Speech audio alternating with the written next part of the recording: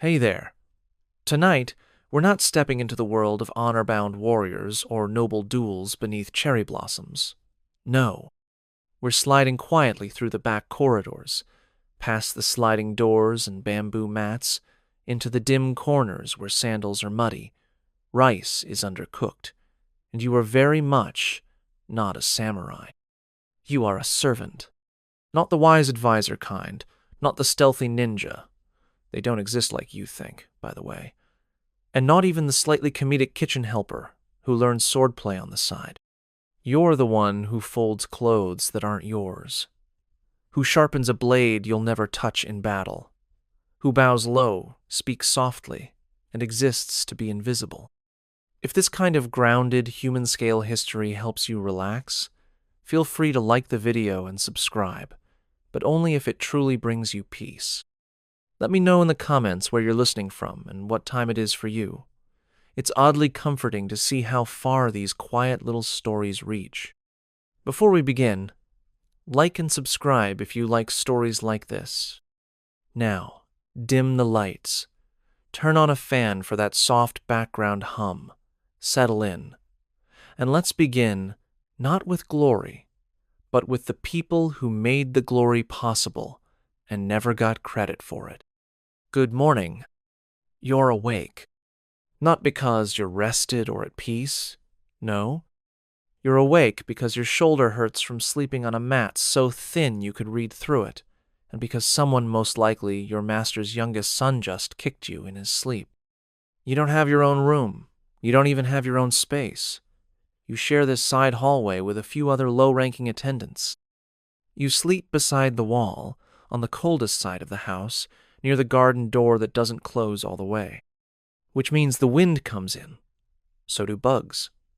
And sometimes, so does the dog, who's technically not supposed to be inside, but outranks you in every meaningful way.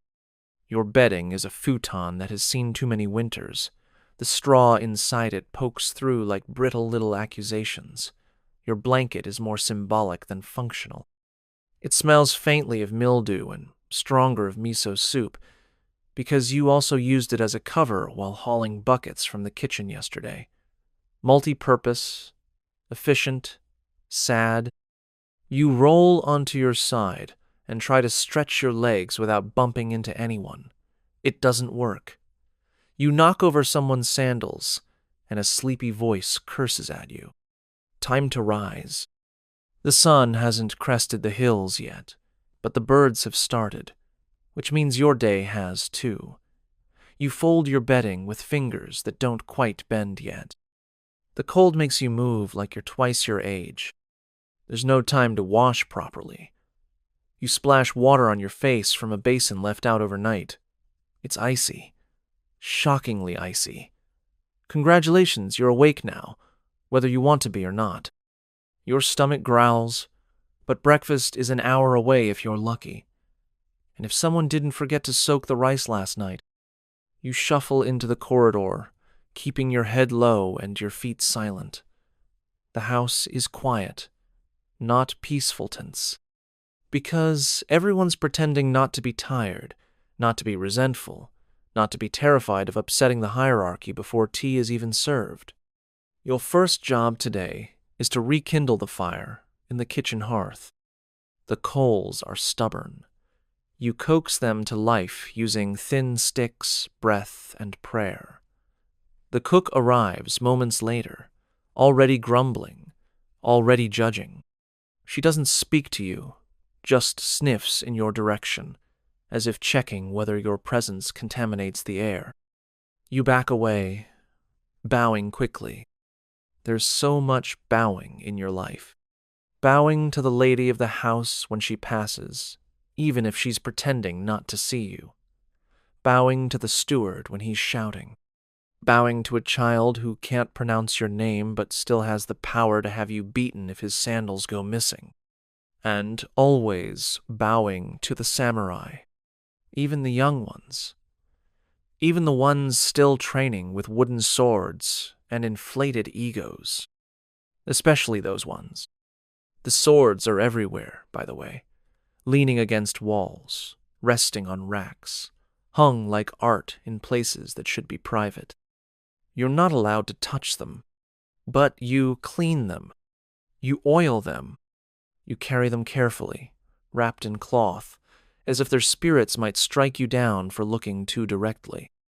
You once saw a servant drop one, a short blade, not even the master's. It fell less than a foot and didn't get scratched. That servant was dismissed within the hour. No one saw him again. You try not to think about that when your master's katana is handed to you, wrapped in silk but heavy in a way that makes your shoulder ache for hours afterward. It's early still, and the house begins to stir. Footsteps overhead, sliding doors opening, coughs, yawns, and the occasional shriek when a beetle is discovered near a sleeping mat. You're already 3 tasks in. The water was fetched before the sun rose. The garden path was swept in silence, though the leaves were mostly frozen to the stones. You'll sweep it again later, and again after that. Much of your job is repetition, not because it needs doing, but because it must be seen being done. You're a performance, a ritual, a reminder that the household runs smoothly because someone's back is breaking to make it so. Someone like you. You're hungry now, truly hungry. You try not to look at the bowls being prepared in the kitchen. You won't get one of those. You eat later, from a separate pot. The rice is often burnt at the bottom, or watery. Sometimes both. There's usually pickled radish, the yellow kind that smells like regret.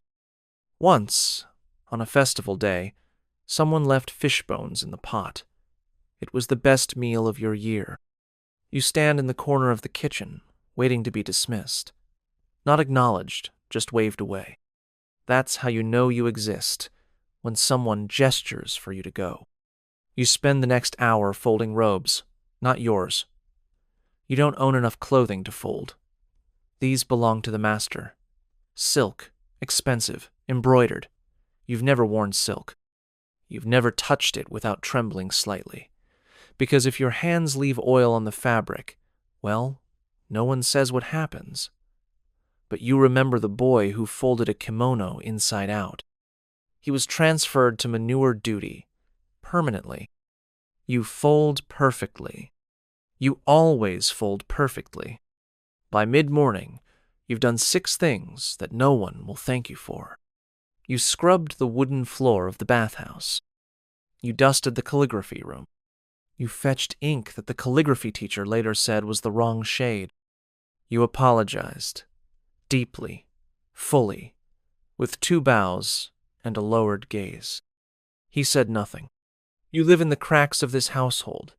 You're the invisible glue, the silent breath, the extra shadow behind the screen. And you're not even the lowest. That's the new boy. He still makes noise when he walks. Still looks people in the eye for too long. Still hasn't learned how to vanish properly. You think he'll learn, or he won't last. It's nearly noon. You haven't eaten. You haven't stopped moving. Your feet hurt from kneeling. Your shoulders hurt from carrying. Your mind hurts from staying small. And the master hasn't even left for training yet. You'll walk behind him. 3 paces, silent, always ready. Not to fight, never that. Just to carry his extra pair of sandals. To brush dust off his hakama. To refill his water flask before he even realizes it's empty. You know the path to the dojo by heart. You know the timing of the bells. You know how long to wait outside without shivering. Because even that shiveringy's a kind of failure. Let's pause here. You've already lived more of a day than most do in 2. You're not honored. You're not remembered. But without you, the house would fall apart. And still, you remain silent, invisible, and bowed. And it's not even lunch yet. It's midday now. You can tell not because you've checked a clock there are no clocks in your part of the house, but because the shadows have shifted and the kitchen has grown louder. That's the clearest sign of noon. The cooks begin clanging, grumbling, and occasionally snapping at each other with the urgency of people who know someone powerful might soon be hungry. You don't eat with the household. Of course not. That would be absurd. You wait, and serve.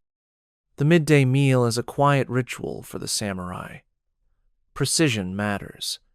The dishes must be arranged perfectly: miso soup, pickled vegetables, rice, maybe a grilled fish, always served at the correct angle.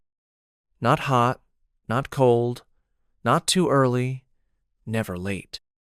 And if the fish is slightly overcooked, someone's getting scolded.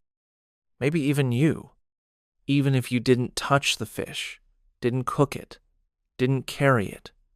Maybe you were just standing nearby. That's enough. Guilt in this house is as contagious as fire and just as fast to burn. You've learned to apologize on reflex. It doesn't matter whether it was your fault. Fault is a luxury for people with titles. You just say, "Forgive me," and bow. Sometimes they forget what the mistake was, but they remember that you were sorry. That's enough. You stand in the corner while the master eats. You don't look at him.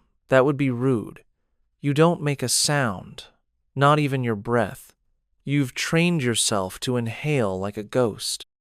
Sometimes, your only task is to refill the tea before it gets too cool. Other times, you hold the tray and wait, and wait, and wait. Your legs shake from the position, but you keep still. 1 foot wrong, and the cup clinks too loudly. 1 breath too sharp, and the room goes silent. A mistake during a meal is a dishonor, not just for you, but for the whole household. There was once a boy who sneezed. Just once. He was given outside duty for 3 months shawling water, cleaning gutters, tending the compost pile that smells like heated regret.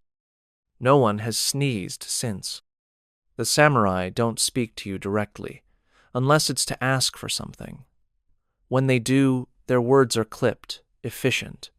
You're not meant to answer with full sentences, just acknowledgement. Yes, master. Understood. Or simply, hi. Too many words suggest you're trying to be clever. Cleverness is dangerous in a servant. Better to be reliable, quiet, predictable. You once saw a new boy try to tell a joke. He thought it might lighten the mood. He was not asked back. After the meal, the mood lifts slightly, briefly. The Lord leaves for archery practice. You follow. Not on horseback, of course. That's reserved for warriors. You walk, behind, 3 paces, always 3. Any closer is an intrusion. Any farther is disrespect. It's hot now. The sun is high, and the path to the range is dusty. You step carefully to avoid kicking up dirt onto the master's robes. Dust on silk is a cardinal sin. You've seen men flinch at a single leaf brushing their shoulder. You carry the archery gearbows, arrows, a folded mat to sit on, a towel, a flask of barley tea. It's heavier than it looks, especially in the heat, but you never show it. Strain is unseemly. Strain implies you're struggling. Servants don't struggle. They endure. At the range, you wait. The master practices in silence. His form is perfect. He draws the bow slowly, deliberately, as if time itself bends to his rhythm. You stay back, still, observing everything without being seen. You memorize his preferences. He likes the fletching aligned a certain way. He prefers his tea lukewarm. He wants the target moved back 2 paces after every 5th shot. You do these things automatically now. You're a ghost that moves things just before they're needed. Once, he looked directly at you and nodded. Just once. You remember it like other people remember birthdays. The practice ends. You gather the equipment, careful not to clatter the arrows. The master says nothing. You bow as he walks past. He doesn't acknowledge you. This is good. When you're ignored, it means nothing went wrong. You walk back alone, your arms full, your stomach empty. On the way, you pass the stable boys. They're covered in hay, laughing about something. One of them nods at you. You don't nod back. Not because you're rude, but because if you start talking, you might forget how to be quiet again. Silence is not just behavior. It becomes your personality. A layer you wear like the thin cotton of your work robe. Always there. Always a little damp. Always slightly itchy. Back at the house, you return the gear, clean your hands quickly, and start preparing the bath. It's your turn today. The bath must be exactly right. Not too hot, not too cold. The temperature is tested with a wooden spoon dipped and lifted. You watch the steam curl.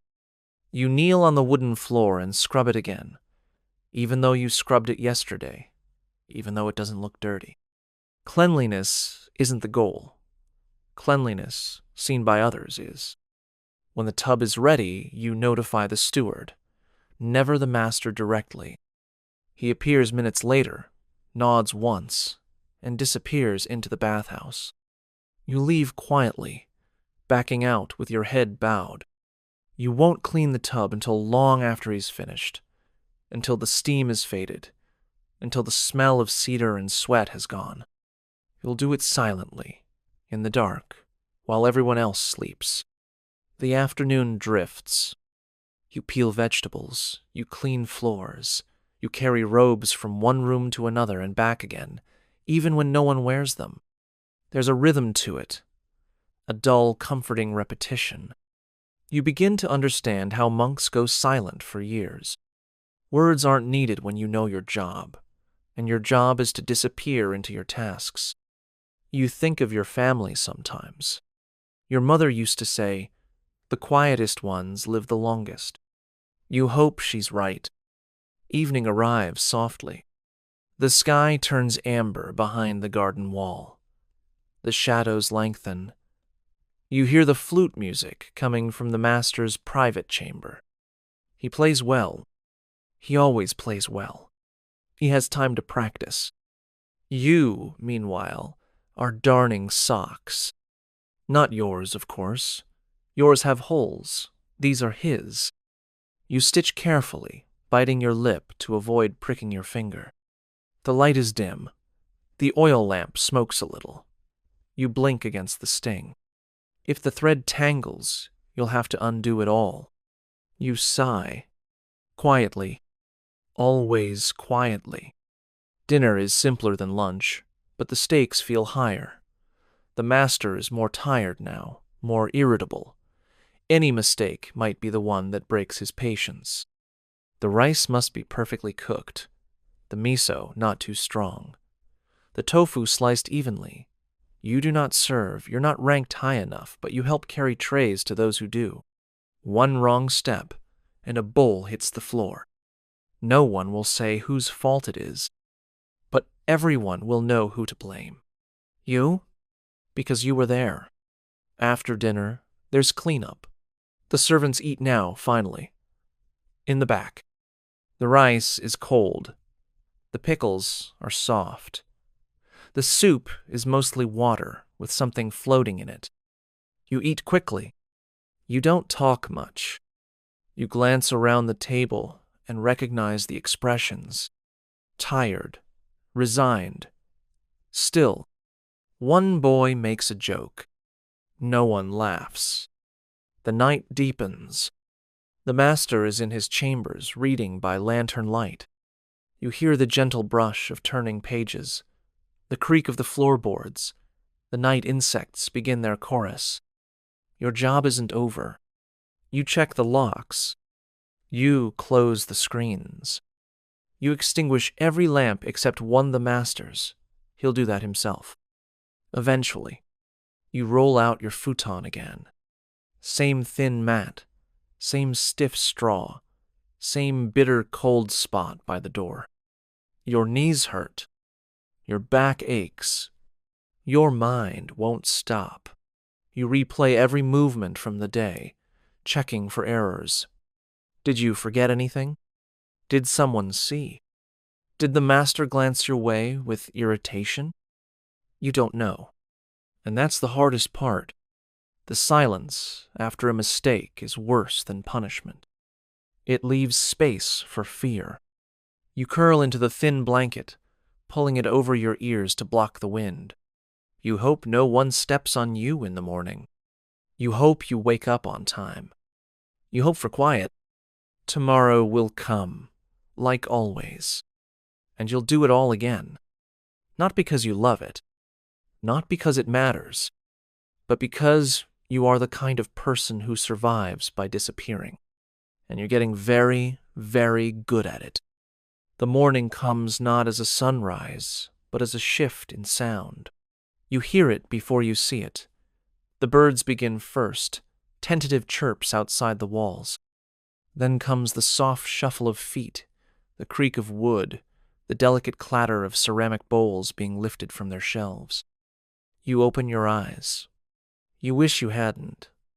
The blanket over your face has trapped your breath and left behind the familiar scent of damp cotton, dried sweat, and ash from the fire that burned low through the night. Your body aches. You slept curled to preserve warmth, and now your spine is a rigid question mark. One side of your face is slightly numb. That's the side that was closest to the draft under the door.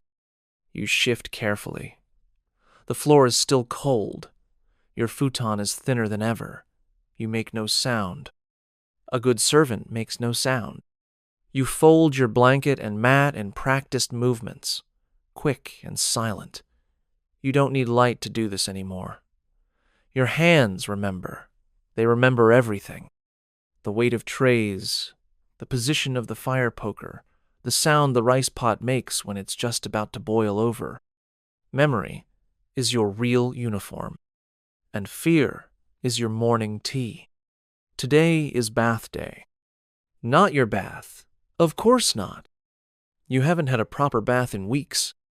Today is the master's ceremonial bath, an elaborate affair involving flower petals, rare oils, and buckets of perfectly heated water that must not be too smoky, too hot, or too noisy when poured. The last part is the hardest.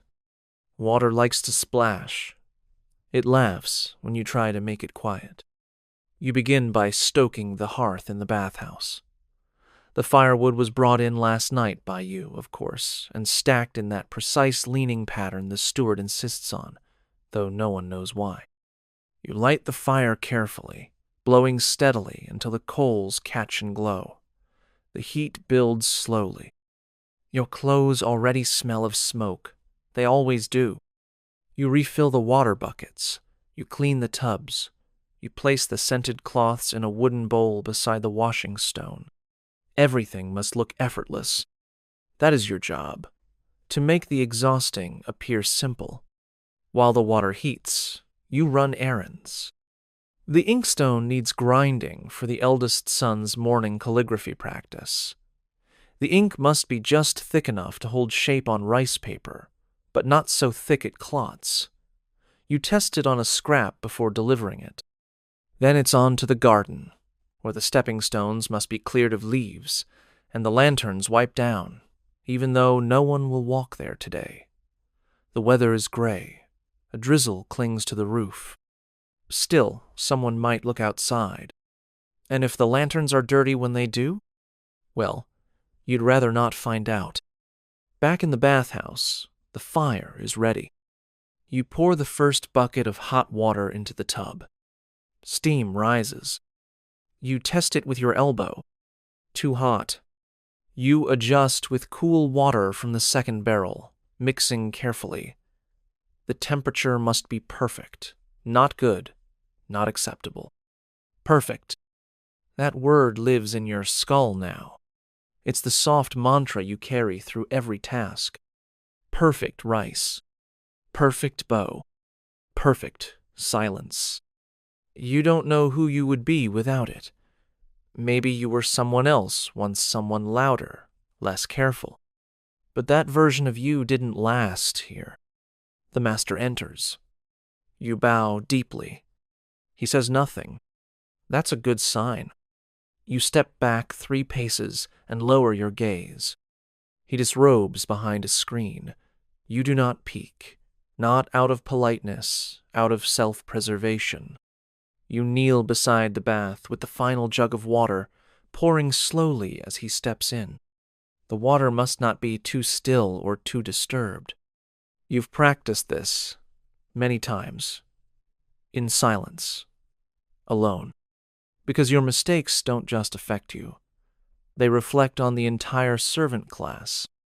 And if the samurai lose face, they take someone else's face with them. He relaxes into the bath, closes his eyes. You remain kneeling. He doesn't speak. You do not move. There's a drop of sweat on your brow, not from heat, but from concentration. One wrong movement now, and the master's tranquility could ripple. And then your peace would shatter. After several long minutes, he lifts a hand. Dismissal. You bow again and retreat without turning your back to him. You step outside, close the screen, and breathe. Finally, not relief, just a longer version of tension. You clean more after the bath. Always more. You empty the tub. You scrub the wooden floor with vinegar water and a stiff brush. Your knees ache against the planks. The scent of cedar and ash lingers on your hands. You could leave it technically.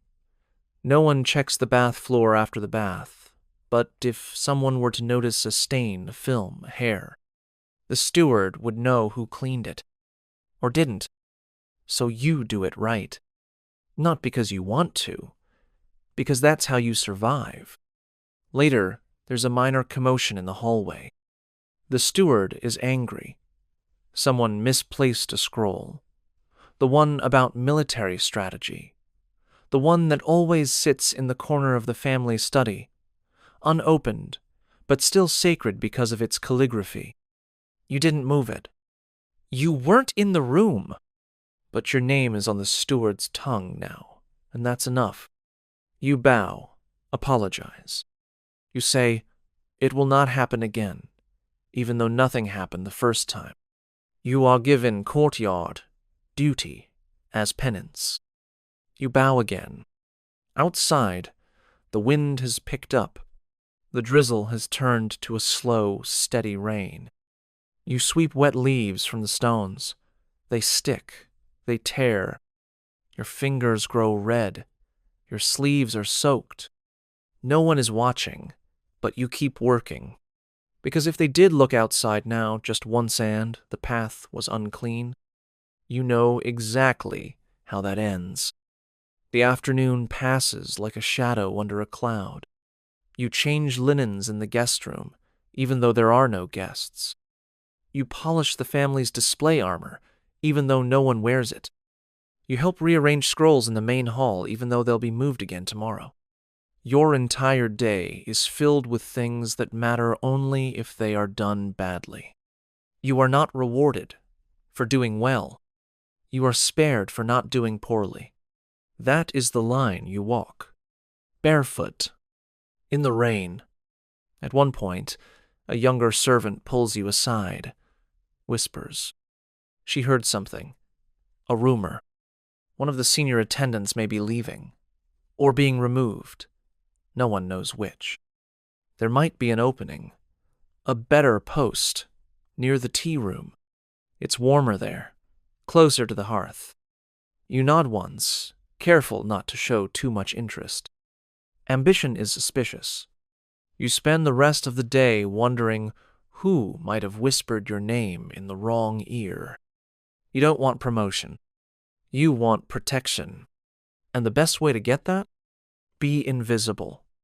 But not so invisible they forget you when the fire needs wood. There is an art to being useful without being threatening. It's like balancing a cup on your head, and the tea inside is boiling. Evening again. Dinner again. The same careful pace. The same silent serving. The same fragile rituals that keep everything from slipping into chaos. You spill nothing. You speak to no one. You eat later alone this time. No one joins you. They're too tired. The rice is cold. The pickles are dry. The soup is the same as last night, just renamed. You eat quickly. There is no joy in it, but it fills the space in your stomach where fear was sitting all day. For a moment, you are just a person chewing food. Then someone calls your name. Back to work. Before bed, you're sent to light incense in the family shrine. This is an honor, technically. You bow at the doorway. You light the coals. You watch the smoke curl. It smells like cedar and cloves. You whisper the prayer you've heard recited but never truly understood. Your fingers smell of ash again. You close the shrine quietly. You turn back into the hallway. Another day is done. Except not really, because it never really ends. You sleep like someone expecting to be woken at any moment. Because you might be. And when you are, you'll rise. You'll bow, and you'll start all over again. You wake to the sound of wind pushing against the shutters. It whistles, thin and insistent, slipping through the wooden slats like it owns the place. The room is darker than usual. The early morning sun is obscured by thick clouds, and the air smells of damp earth and fallen leaves. Autumn has arrived. Not the picturesque kind with crimson maple trees and quiet poetry readings. This is the kind of autumn that creeps into your bones, the kind that doesn't knock before entering your joints and setting up camp in your knees. You pull your blanket tighter around your shoulders as you sit up, only to realize it doesn't make a difference. It's already cold, not quite freezing, but your breath clouds as you exhale. Your fingertips are stiff. Your feet touch the floor, and your entire body protests. Another day. Again. You stretch slowly, wincing as your back cracks. The sound is soft, but even that feels too loud in a house where silence is survival. No one else is moving yet. You'll first again. Of course you are. Today is a festival day. Not for you, of course. You're not invited. But for the household, it's an occasion of great importance. Offerings, prayers, rituals, the kind that make everyone nervous. The kind where everything must go exactly as expected, even though what's expected is rarely explained to you. The pressure is unspoken, but it's there, heavy, hanging in the air like steam in the bathhouse. You dress in your cleanest robe, which isn't really clean, just less stained. You smooth the creases, fasten the belt, and tuck the fraying edge into itself.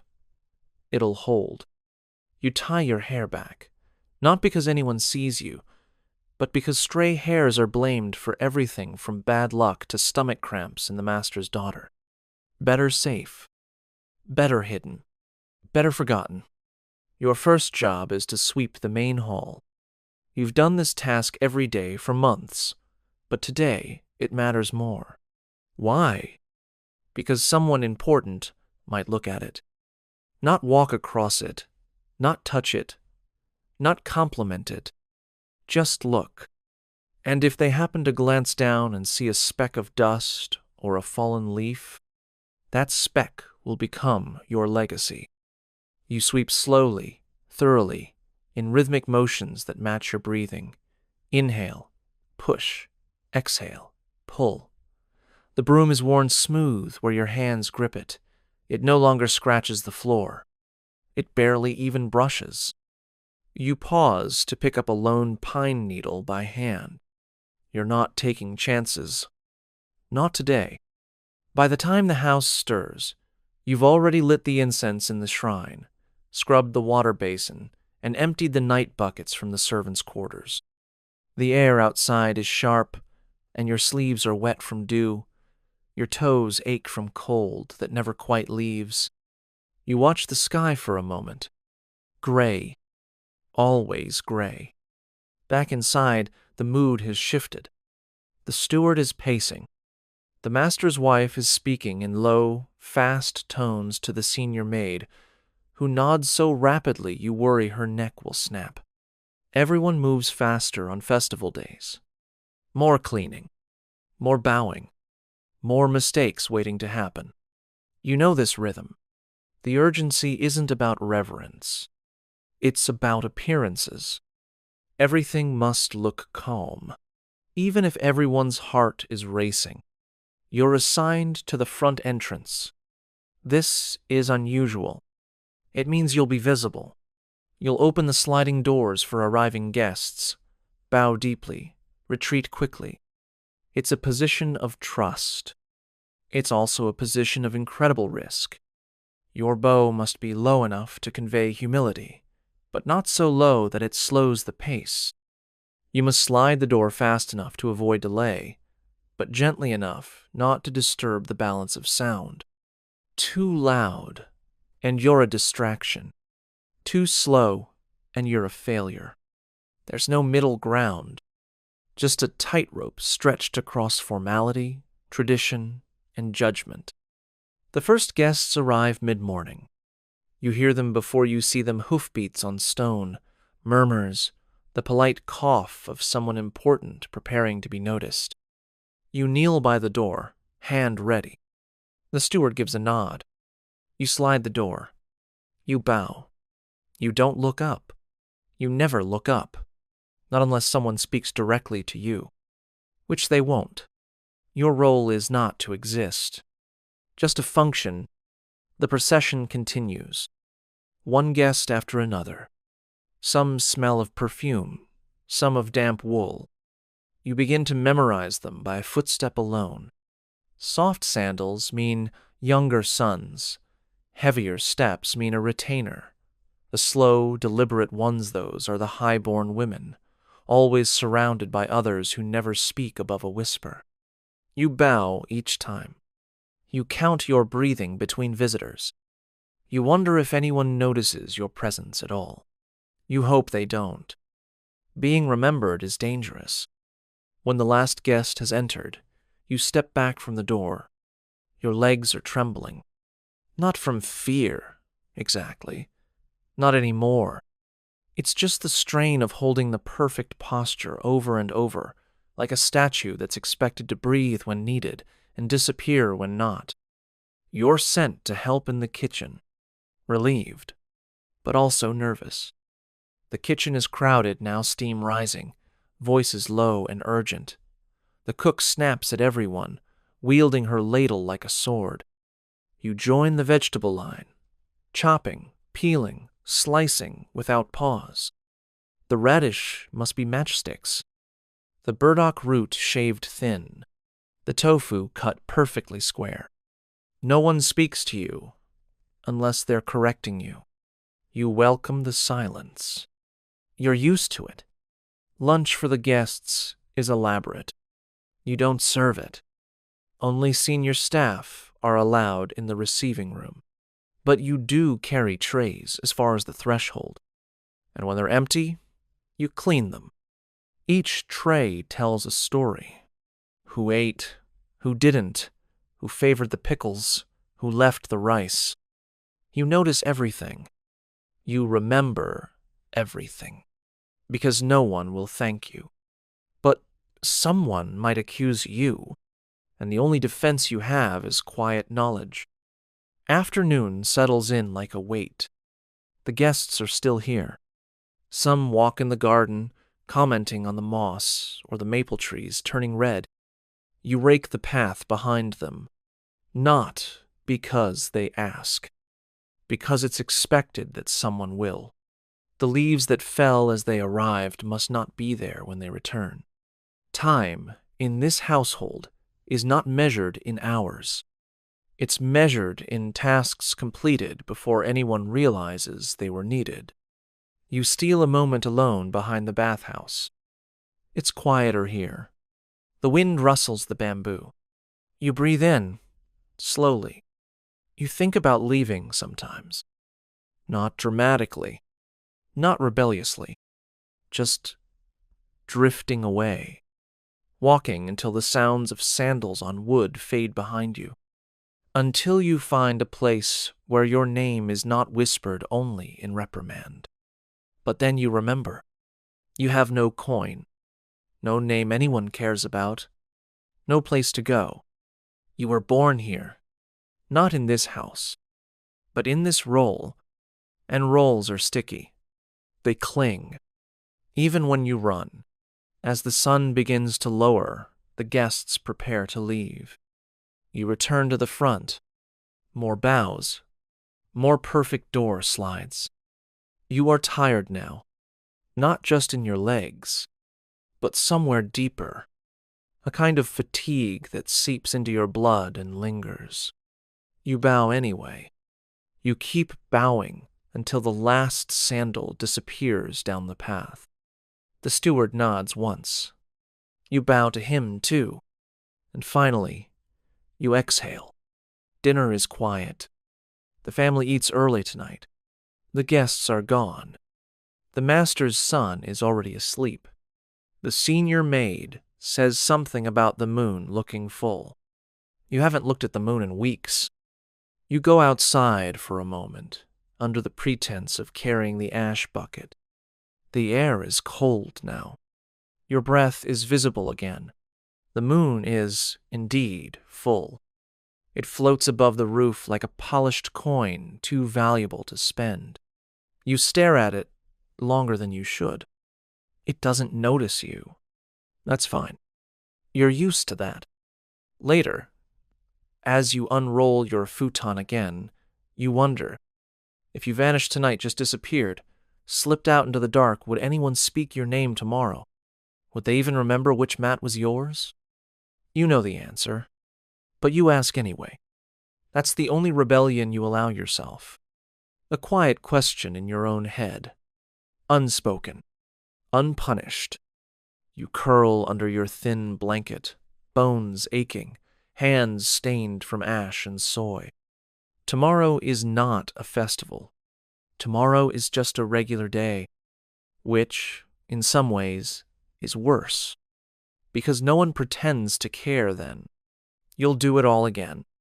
Exactly the same. Quietly. Perfectly.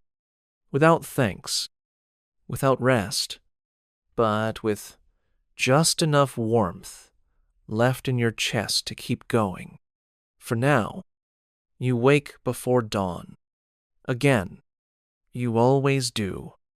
There's no dramatic alarm, no rooster crowing on the hill. Just the same cold silence pressing in from the paper-thin walls, the same pain in your neck from the same worn-out pillow. You unfold your legs slowly, careful not to wake the others. The mats are packed too close together. You sleep in a row, like tools laid out for the next day's work. No privacy, no comfort. Just proximity and exhaustion. You move quietly, because silence is safer than sleep. You've learned that waking early means you can work alone for a few precious moments before the house fully awakens and starts swallowing you whole again. You splash your face at the basin near the garden path. The water is sharp and metallic. It bites. You don't flinch. Not anymore. The morning routine begins as always.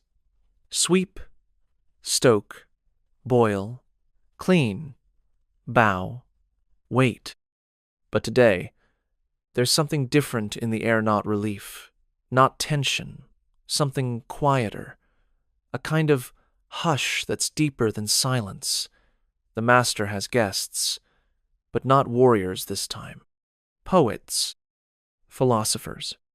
Men with long sleeves, slow voices, and calloused fingers stained with ink instead of blood. You see them arrive mid-morning, stepping carefully from palanquins, their eyes slightly unfocused, like they're always halfway through a thought. They speak softly, smile even softer. Their sandals are immaculate. You bow as they pass, forehead nearly touching the stones.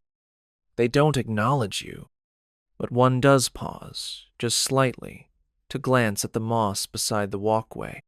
He murmurs something about beauty in decay. You know that moss.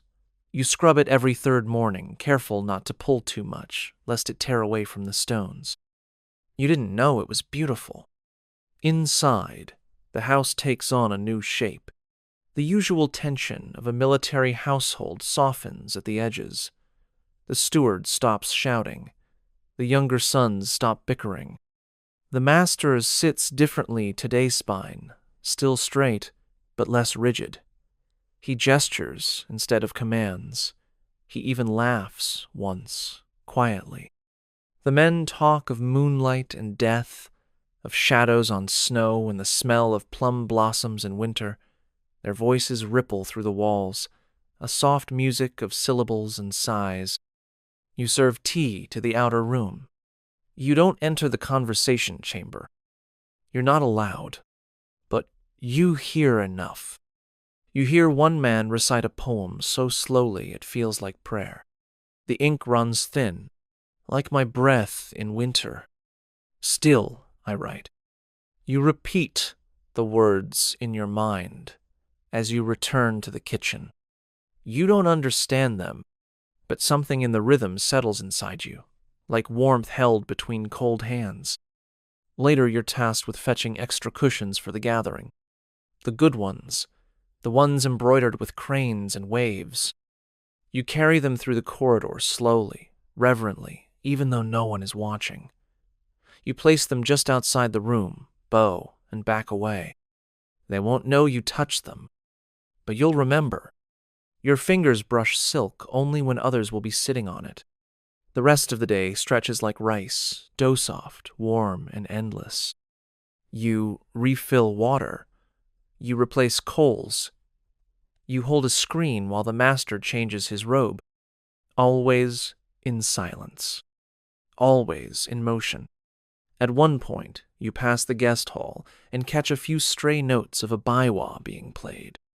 The sound is unlike anything else in the house. Gentle, brittle, pure. You pause just outside the sliding door, not daring to look inside. The music curls through the air like incense smokerizing, bending, disappearing before you can catch it. You listen for a heartbeat. Maybe two. Then move on. There's rice to soak, lanterns to check, leaves to sweep. Beauty is always just around the corner here, never in your hands.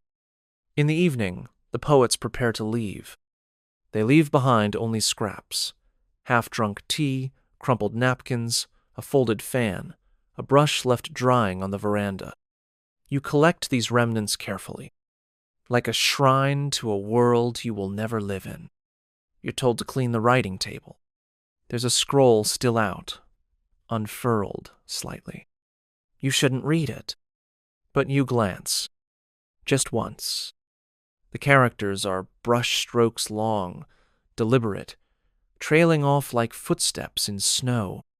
You recognize only a few. Time, shadow, sorrow. You wonder if that last one is about you. Then you fold the scroll and return it to its box. Dinner is late tonight. The house is still floating on the softness of art. There is less shouting, fewer slaps. Even the steward seems distracted, smiling to himself as he folds a paper crane. You've never seen him smile.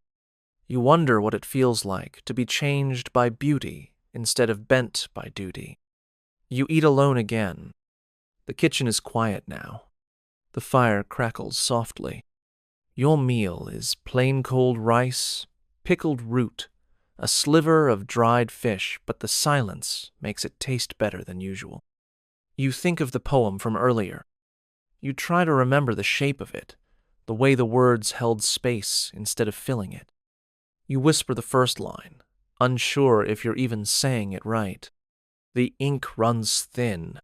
It sounds like your own voice for once. Not an order, not a reply, just a voice. Night deepens. You clean the hearth. You gather stray robes. You check the locks. Everything exactly as always. But something is different. Inside you, a question has formed. You don't know what it is, only that it's there, like a stone in the shoe you can't take off. You roll out your mat again, exhausted. You lie down and stare at the ceiling. You wonder if servants have written poems before. Not secretly, but openly.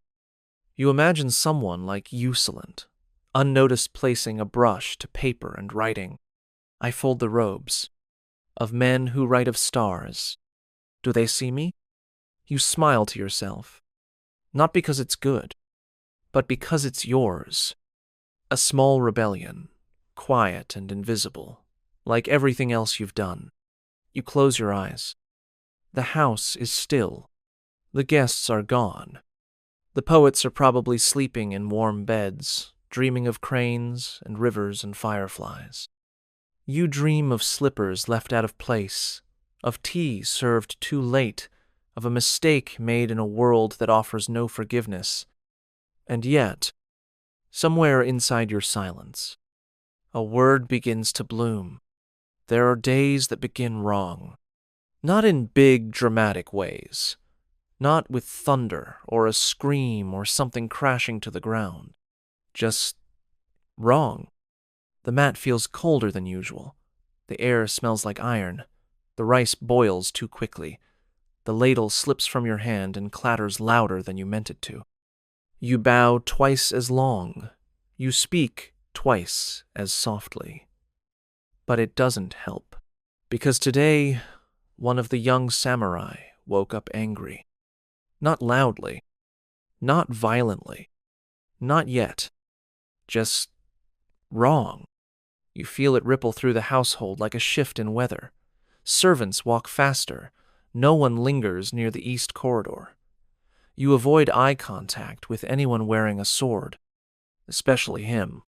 He's the second son of your master. Young, tall, and restless. Too proud to be disciplined. Too bored to be busy.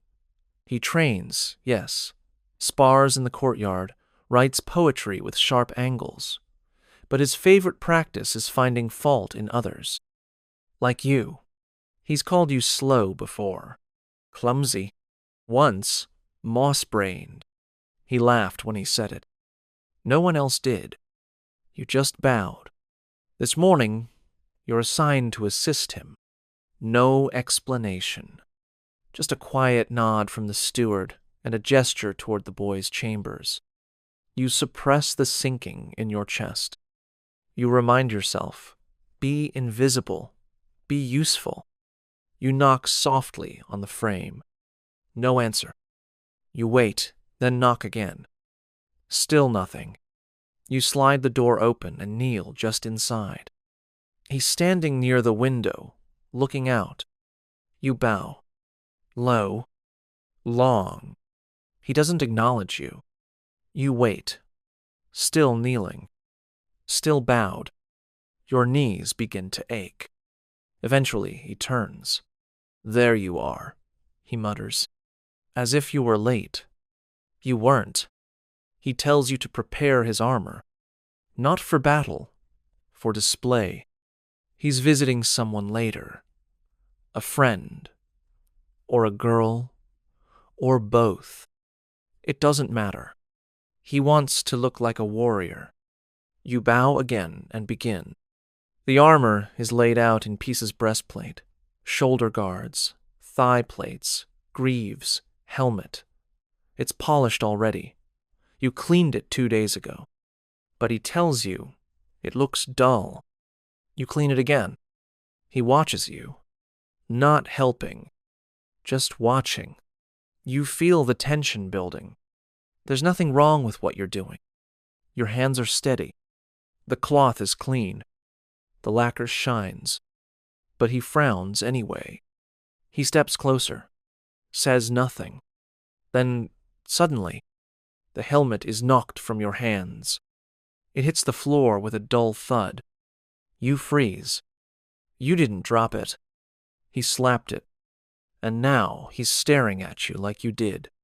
You begin to bow, to apologize, words forming out of reflex. But he interrupts.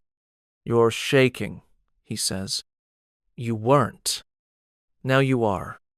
He crouches, picks up the helmet slowly, examines it. A scratch. Tiny. Barely visible. But it's there. You know what's coming.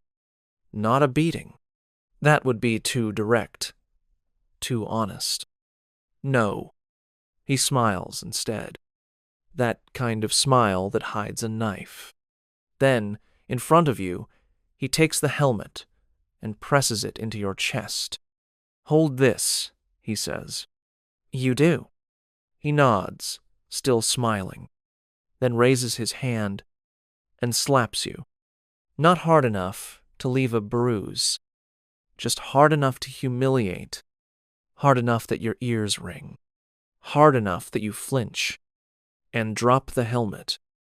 Again, he says nothing. He doesn't have to.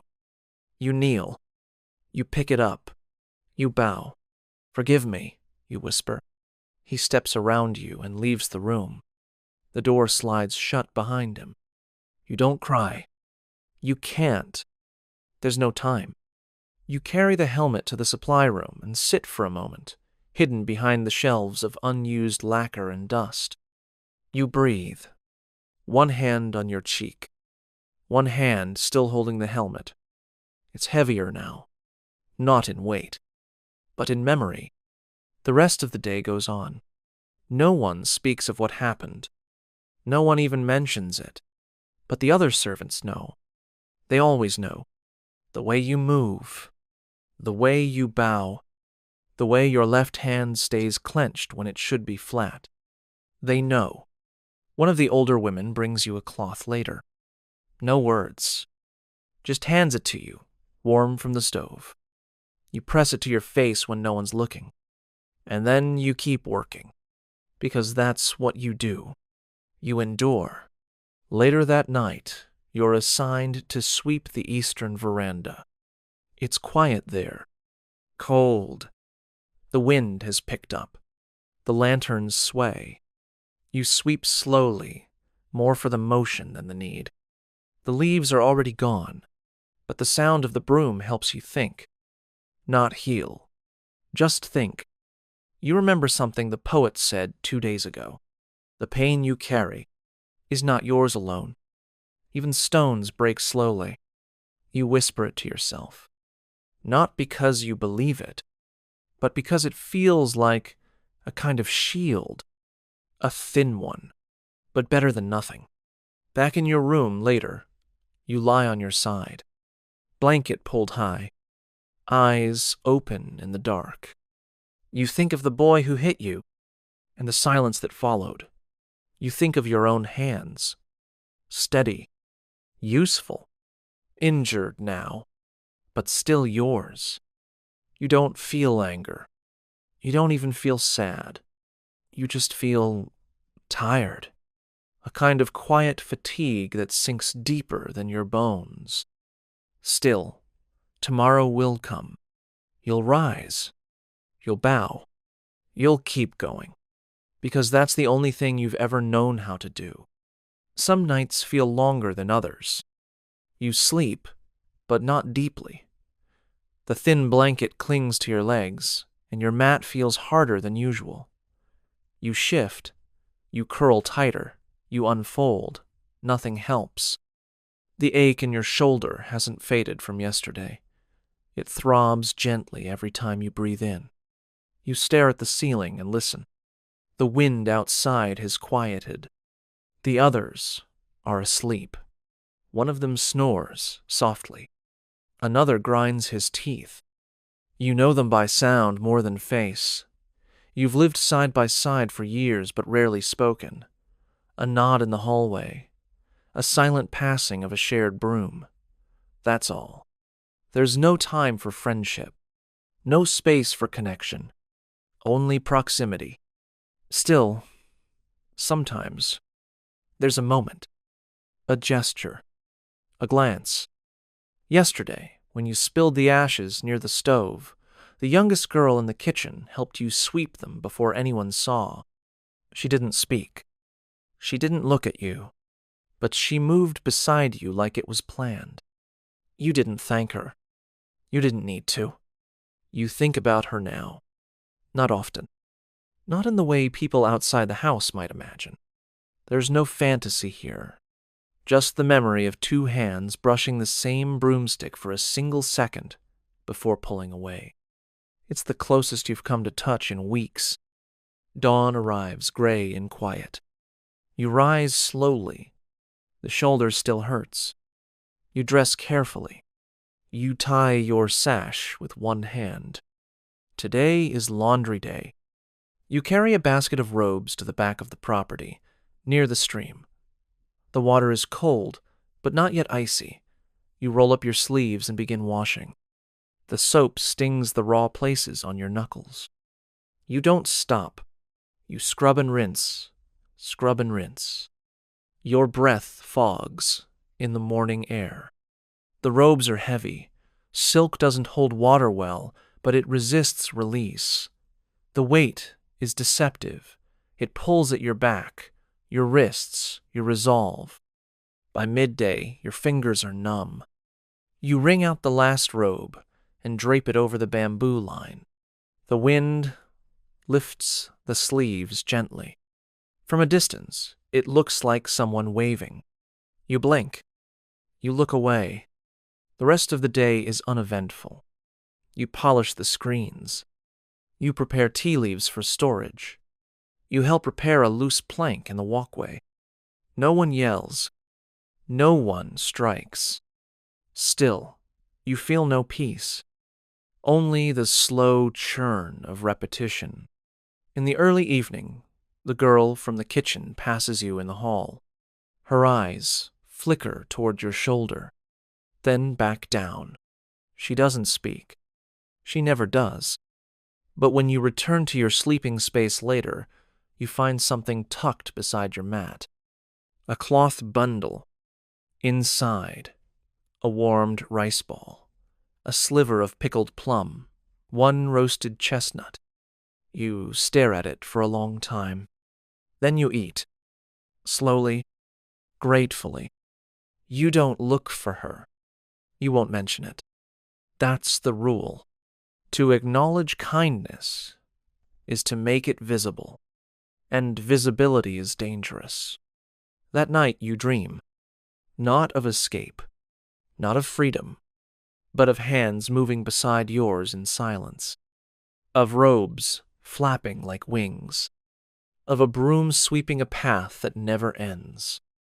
You wake before dawn, hungry again, tired again, but something in your chest feels slightly less empty, like someone put a candle there and forgot to snuff it out.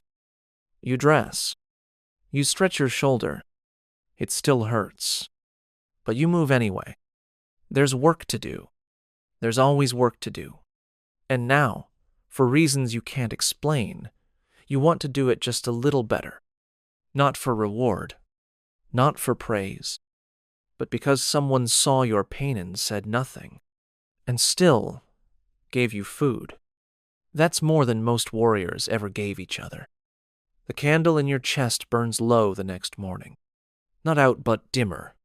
The night before gave you warmth. Just enough to remember that you're human. Just enough to hurt more today. Because now you know. You know what it feels like to be seen, even briefly. To be thought of. To receive something without command, without obligation. A rice ball, a chestnut, a glance. And today, none of that is here. Today is cold again, not just in the air, in everything. The sun doesn't rise so much as it bleeds into the clouds. You walk through mist to fetch water, the buckets biting your fingers with every step. Your shoulder aches worse than before. You think of resting, just for a minute, sitting by the shed, pretending to adjust your sandals. But you don't. You keep walking, because rest isn't permitted unless assigned. And no one assigns you rest. Today, the house prepares for a memorial ceremony. You don't know who died. No one tells you. It was someone important, someone related to someone who commands more than you. So the household must appear reverent. The shrine is dusted. The lanterns are replaced. Black robes are pulled from cedar boxes, shaken out, aired, brushed. You handle one with extra care. The fabric is soft, lined in white silk. It smells faintly of camphor and incense. You wonder what it would feel like to wear something like that. But it's not yours to wonder. You fold it again, precisely, without emotion. You're assigned to the outer courtyard. Rake the gravel. Straighten the stone path. Pick fallen leaves from the moss. All the signs of the world must be erased before the ceremony. No reminder of impermanence. Even the fallen leaf must be hidden on a day devoted to death. As you work, you hear chanting inside. Low, steady, rhythmic. The voice of a priest you don't know. You pause. You listen. And for a moment, you imagine the ritual means something. Not for you, but for someone. Maybe the master. Maybe the family. Maybe even the person who died. But then you see a servant near the veranda get slapped lightly, sharply for standing in the wrong place. And you remember, this isn't for belief. It's for display. At midday, you're sent to the kitchen to carry tea to the guests. You walk carefully, 2 steps behind the girl who helped you 2 nights ago. She says nothing. You say nothing. But her movements are slower today, more deliberate. You wonder if her arms are sore.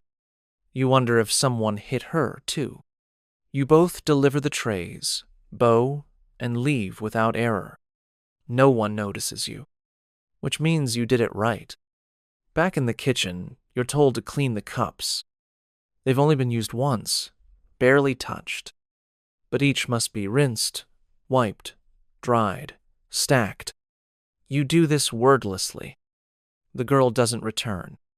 You wonder if she's gone to eat or to cry. You don't ask. You never ask.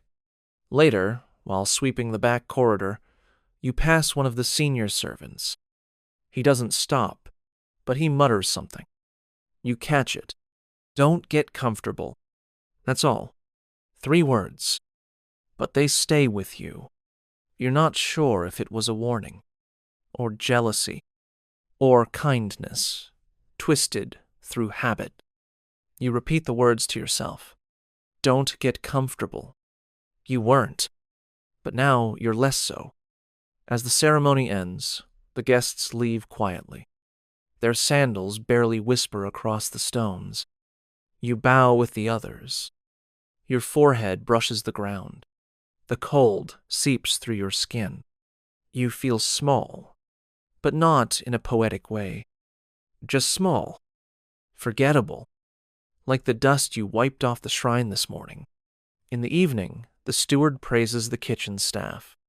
Briefly, he says the ceremony was acceptable. He says the guests were satisfied. You stand nearby. He doesn't mention you, but he doesn't mention a mistake either. So that's your reward. Dinner is late. By the time you eat, the rice is sticky and cold.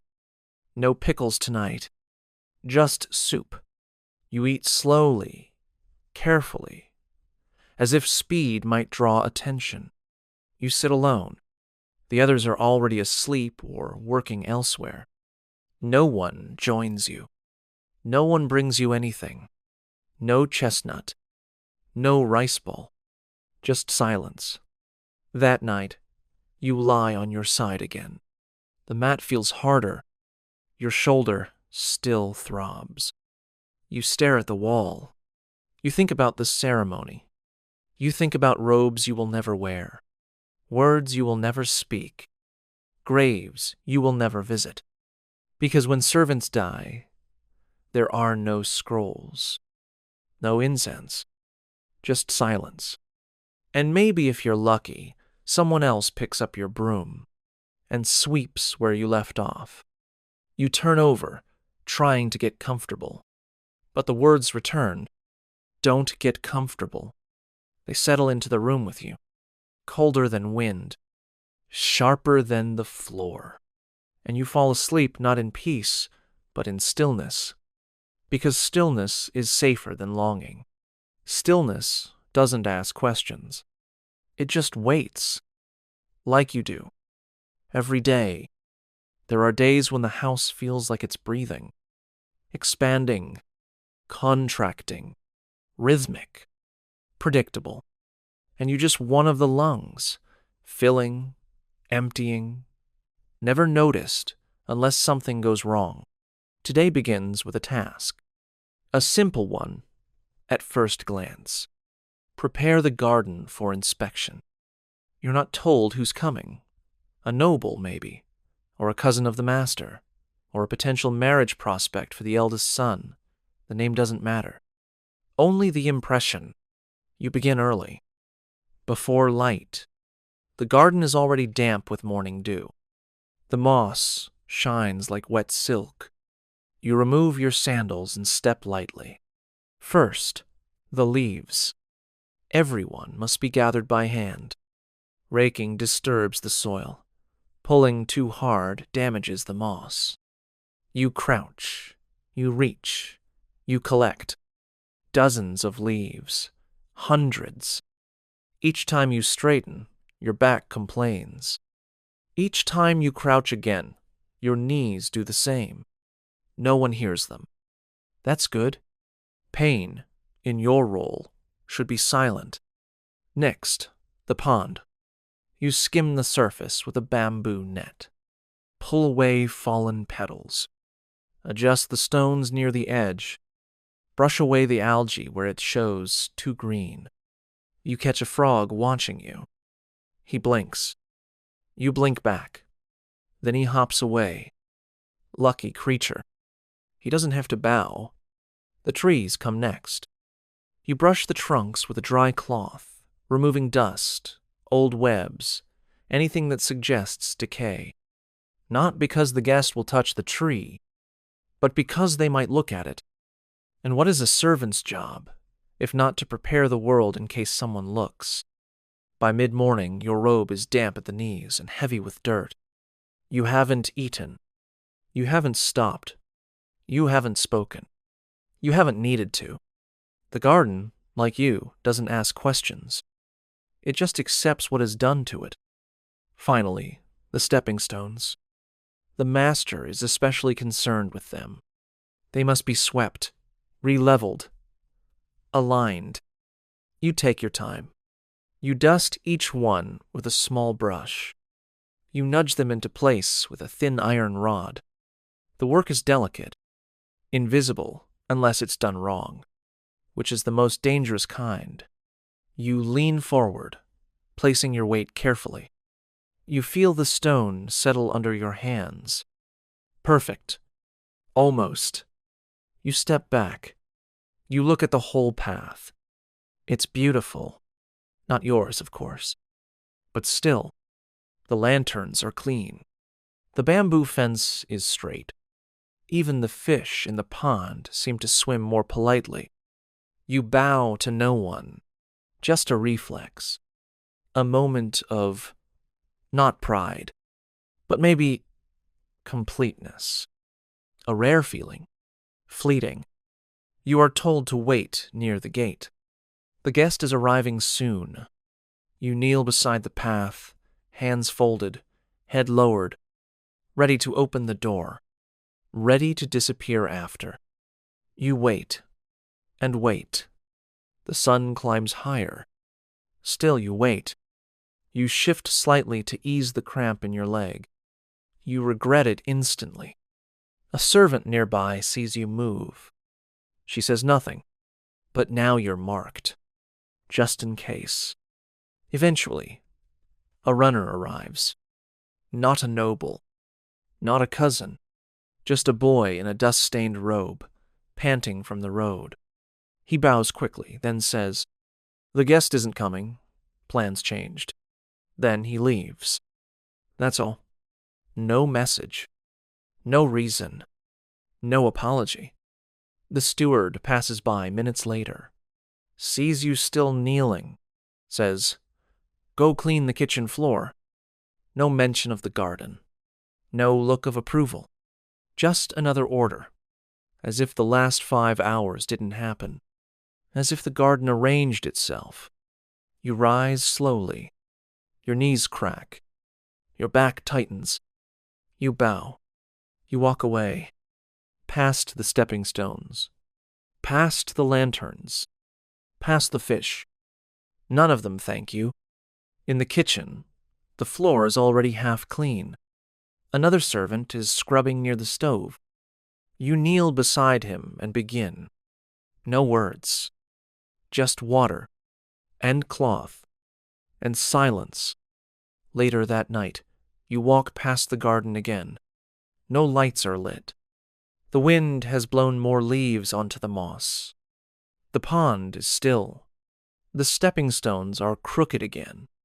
No one saw your work. No one knew it mattered. No one remembers. Not even the garden. Back in your sleeping space, your fingers still ache. There's dirt under your nails. Your robe smells like wet grass and iron. You lie down. You exhale. You imagine the garden again. Perfect. Briefly. Then ruined. You wonder how many other beautiful things you've made that no one ever saw. And you wonder how many more you'll make tomorrow. Without witness. Without name. Without rest. But still, you'll make them. Because that's what you do. You make the world better. Then vanish from it. You wake before dawn. Again. The cold is familiar now. Like a quiet companion that never leaves. It sits on your skin, your breath, your bones. Your blanket holds no heat. The mat beneath you is as hard as yesterday. You rise slowly. Not from sleep, from habit. Your hands move before your thoughts go folding, tying, gathering. You don't wonder what today will bring. You never do. Because it doesn't matter. You'll do what you're told. And then you'll do it again. Today begins strangely. Not with a task, but with a pause. You're told to report to the main hall. You do. You kneel. You wait. The steward doesn't arrive for a long time. Others come and go, servants, retainers, a guard with a bandaged arm. None speak to you. Eventually, the steward appears. He doesn't look at you. He simply says, "The master wants the gravel around the northern path sorted. Dark stones to one side, pale stones to the other. Make it look intentional." Then he walks away. You bow. You don't ask questions. But inside, you pause.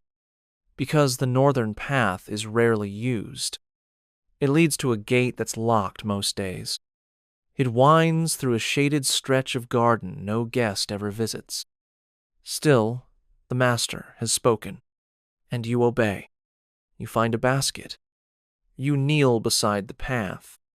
You begin, one stone at a time. Dark to the left, pale to the right.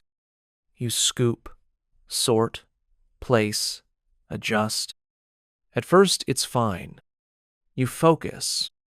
Your hands find rhythm. Your eyes train themselves to shades of gray. But by the second hour, your knees begin to sting. By the third, your lower back burns. and by the fourth, you realize there is no pattern, no end. No one is checking. No one is watching. You could stop now, leave it half done. No one would care. But you keep going, because it was ordered, because that's who you are. Dark to the left, pale to the right. It starts to blur. Your fingers numb, your palms raw. The stones scrape your skin with each pass. You bleed a little. You keep going. A retainer passes by once. He slows, watches you for a moment, frowns, then asks, "Why are you doing that?" You bow. The master requested it. He shrugs. Makes no difference. Then he walks on. You don't respond, but something in his voice stays with you. Makes no difference. He's right, but you keep working anyway. By late afternoon, the path looks organized. Not beautiful, just deliberate. Dark stones to the left, pale ones to the right. You sit back on your heels. Your muscles twitch from holding still too long. You feel dizzy from hunger. You haven't eaten since yesterday's cold rice. But you don't stand. Not yet. You wait, because someone might come inspect the work. You wait, because maybe the master will walk the path. Pause. Nod. Say, "Good." You wait, but no one comes. Eventually, the steward appears. He glances at the path, then at you. Still here? You bow. Task completed. He doesn't look at the stones. He just says, "Report to the back storeroom. There's sweeping to be done." Then he leaves. You bow again, even though he's already gone. Even though your knees scream. Even though your fingers are stained red from stone dust and your head aches from the cold. You rise, slowly, carefully, and walk away from the path. The stones do not thank you. They sit, silently divided, under a sky that doesn't care. Tomorrow it might rain. The order will vanish. The stones will mix again. And no one will remember that you spent 6 hours sorting silence into lines. At the storeroom, the dust is thick. You sweep it. You choke on it. Your hands shake. Your shoulder burns. Still, you work. Because work is the only shape you know. Work gives your body motion when your heart is empty. Work fills the space where joy would be. That night, the soup is thin. No rice? You eat in silence, across from a boy who doesn't speak. You hear him swallow. He hears you breathe.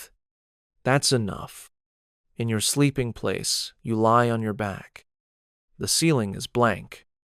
The mat is damp. You close your eyes. You see stones. Thousands of them. Dark, pale, dark, pale. All meaningless. All heavy. All yours. You sorted them because you were told to. You'd do it again. Because it's not about the stones. It's about disappearing the right way. You exhale. You curl onto your side. And you whisper to no one, "I made something useless today." And the voice in your head replies, "That means you did it right." It's difficult to say how long you've lived here. Not because you've forgotten, but because time in this house does not move forward. It moves in circles. One morning blends into the next. The same steps, the same silence, the same mat beneath your feet, the same ache in your shoulder, the same cold water on your face. Even the light outside the window feels rehearsed. Gray, then gold, then gone. Repeat. You try to remember when you first arrived. You think it was spring. You remember plum blossoms, barely open, a soft wind, the sound of sandals on gravel. You were young, scared, and trying to stand straighter than your spine allowed. You remember being told not to speak, to bow lower, to walk more softly. You did. You learned quickly, or you would have been sent away, or worse stayed, but unnoticed, which is a slower way to vanish. Now, seasons pass, but you don't see them. Only their traces. The type of leaf you sweep, the texture of mud, the change in the master's clothing, thicker silks in winter, looser robes in summer. None of it affects you. You wear the same uniform year-round, too thin in the cold, too heavy in the heat, but appropriate. Always appropriate. That's what matters. Not comfort, not warmth, not ease, just appearance, even for someone like you. Today, you scrub floorboards, long ones in the main corridor. The task is quiet, almost pleasant. There is something soothing in the motion, until your fingers start to bleed. You don't notice right away. Only when the rag starts to feel heavier. You stop, look down, red. Not much, just enough to mark the wood. You try to wipe it clean, but it stains. The steward passes by as you scrub harder. He pauses, looks, then says, "Use a dry cloth first," and walks on. "No. Are you hurt? No. Take a break. Just do it correctly." You nod. You obey. You see your reflection in the water basin later. Your face is thinner than it used to be. Older. Not old, but drained. Your eyes look dull. Not tired, just faded. Like old ink. Like something that once held meaning, but was washed one too many times. That evening, the master's daughter walks past you. She doesn't speak. She never has. But today, for the briefest second, she glances your way. Not at your face. At your hands. At the cloth wrapped around your fingers. And then she looks away. You bow anyway. Deeper than usual. Because any notice, no matter how fleeting, is dangerous. Better to show obedience before it's questioned. Better to be a bowed shape than a standing mistake. Dinner is a crust of rice and pickled greens. You eat slowly, not out of reverence, out of caution. Too fast, and your stomach aches. Too slow, and someone might think you're idle. Balance, even in chewing. You lie down later, muscles aching. Your fingers pulse. Your breath is shallow. You stare at the ceiling again. You think of the plank you scrubbed earlier. You wonder how long the blood stain will last. A week? A month? Forever? Or will it vanish tomorrow, under someone else's rag? You suspect the last one. That's how it always goes. The work stays, but not the worker. You try to remember someone who left. A servant who once slept beside you. He had a limp, a quiet laugh. You think his name was Taro? No. Maybe. You're not sure. He was here. Then he wasn't. No ceremony. No announcement. One morning, his mat was empty. That's all. No one spoke of it. And now, you barely do either. Even in your own mind. You wonder how long it takes to vanish completely. Not from the world. Just from memory. If you disappeared tonight, who would know? Who would speak your name? Would anyone pause days later and say, "There was someone else here, wasn't there?" Would anyone care? You doubt it. Even you would forget yourself, given enough time.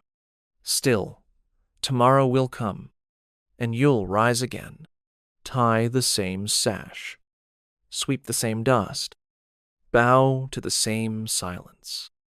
You won't remember this day, not clearly, just the outline, just the motion, just the where, because memory, in this place, is a luxury, and you are not allowed luxury. Only function, only form, only repeat. Today is not a normal day. You feel it before you open your eyes. The air is tighter, faster. There's movement in the corridors earlier than usual. Voices where there should be silence. A sudden weight in the way people walk. You sit up on your mat. The others are already gone. No whispered good mornings. No shared glances of exhaustion. Just absence. You pull on your robe and sandals. Your knees crack. Your shoulder protests. But there's no time to notice. No time to breathe. You are already late. Even if you are not. By the time you reach the central corridor, the house is alive with tension. Someone is coming. Not just anyone. A lord. Or an inspector. Or a high-ranking retainer from the capital. No one says his name. No one dares. But his arrival has made the house a nest of urgency. Chores double. Orders multiply. Faces stiffen. You are handed a broom without explanation. Courtyard, the steward mutters. That's all. You bow and move fast. The broom feels heavier today. Or maybe your arms are weaker. Either way, you sweep. Not for dust, but for perfection. Not a leaf, not a blemish, not a blade of grass out of place. There is no room for nature today. Only the illusion of control. You clean until your palms sting. Then you are called to help fetch firewood. Then to carry water. Then to polish a brazier that no one has touched in months. Tasks overlap. Hours collapse into each other. The light changes without your permission. Still, you work. Because today is not about you. Today is about fear. The master appears briefly in the outer hall. You catch only a glimpse as he speaks to the steward. His voice is low, but urgent. His eyes sharp. He does not look at any of the servants, but his presence alone stiffens every spine, including yours, especially yours. Midday comes with no food, no rest, just more orders. Clean the veranda. Check the storeroom for extra cushions. Polish the brass corners on the screen frame in the guest hall. You are everywhere, but seen by no one, like smoke moving through a burning house. In the kitchen, the cook is shouting. Not in anger, in panic. There's not enough dried fish. The pickles are too soft. This broth is thin. The girl from before your quiet companionese scolded for letting the fire die down. You see her bow again and again. Her back curves so far, it looks like it will snap. She doesn't speak. Neither do you. Your hands are full of plates and trays and ash. And no one cares if you're hungry. Not today. Later, you're pulled into helping with the floor runners in the great room. They must be aligned precisely. Edges straight. Patterns matched. It takes 3 people. No one breathes during the placement. The steward inspects. Frowns. Again, he says. You lift. Reset. Align. He frowns again. You wonder if the lines themselves are offensive somehow. By late afternoon, you finally eat. Only because someone forgets to assign you a task. You slip into the corner near the wash basin and chew dried rice balls left over from yesterday. They're hard. You don't care. You choose slowly, watching your own hands tremble with fatigue. Someone walks by. You bow mid-bite. They don't see. Still, you bow, just in case. When the guest finally arrives, it's like thunder rolling across dry hills. Not loud, but vast, heavy, a presence that changes everything in its path. He does not walk quickly. He does not speak loudly. But everyone around him moves with double speed, triple obedience. You kneel beside the entry, opening the screen as he passes. Your head is down, but you hear the silk of his robe, the tap of his walking stick, the measured rhythm of someone who has never been hurried in his life. The meeting begins in the great hall. You're not allowed inside, but you wait just beyond the threshold in case someone calls. You kneel for what feels like an hour, maybe 2. You don't move. Your knees throb. Your ankles burn. But you do not shift. You do not yawn. You do not blink too loud, because to be needed in the next second is always possible, and to be seen unprepared in that moment is fatal. Eventually, someone calls you. A tray of sake must be delivered. You carry it carefully, arms trembling. You kneel. You place it down. You bow. You retreat. No one thanks you. No one speaks. That means you did it right. Later, you are told to help clean up. The guest has left. The master is gone to his private chamber. Everyone breathes again, slightly. You scrub the teacups. You sweep the hall. You polish the same brass screen corners again, now dulled from fingerprints made only hours ago. You think about how all the work of the day will disappear by morning. The gravel will be scattered. The dishes stacked. The robes returned to cedar. All the effort vanished, like steam rising from the kitchen pot. You return to your mat late, very late. The others are already asleep. No one speaks. No one snores. It's as if the house itself is exhaling for the first time in hours. You lie down. Every part of you aches. Your wrists, your feet, even your eyelids. But your mind won't stop. You replay the day, not in detail, just the blur, the weight, the sense that you moved a mountain no one noticed. You think of the visiting Lord, of how clean the path looked when he walked it, of how perfect the cushions sat beneath him, of how he said nothing, left nothing, took everything. You whisper into your sleeve, "We built a kingdom today," and the silence responds, "Yes, but not for you. Still, tomorrow you will wake, sweep again, bow again, polish again. You will build another kingdom and vanish inside it, because that's what servants do. They make perfection for others to enjoy and live in the space just beyond praise. Sometimes you remember a river. You don't know if it's real or imagined.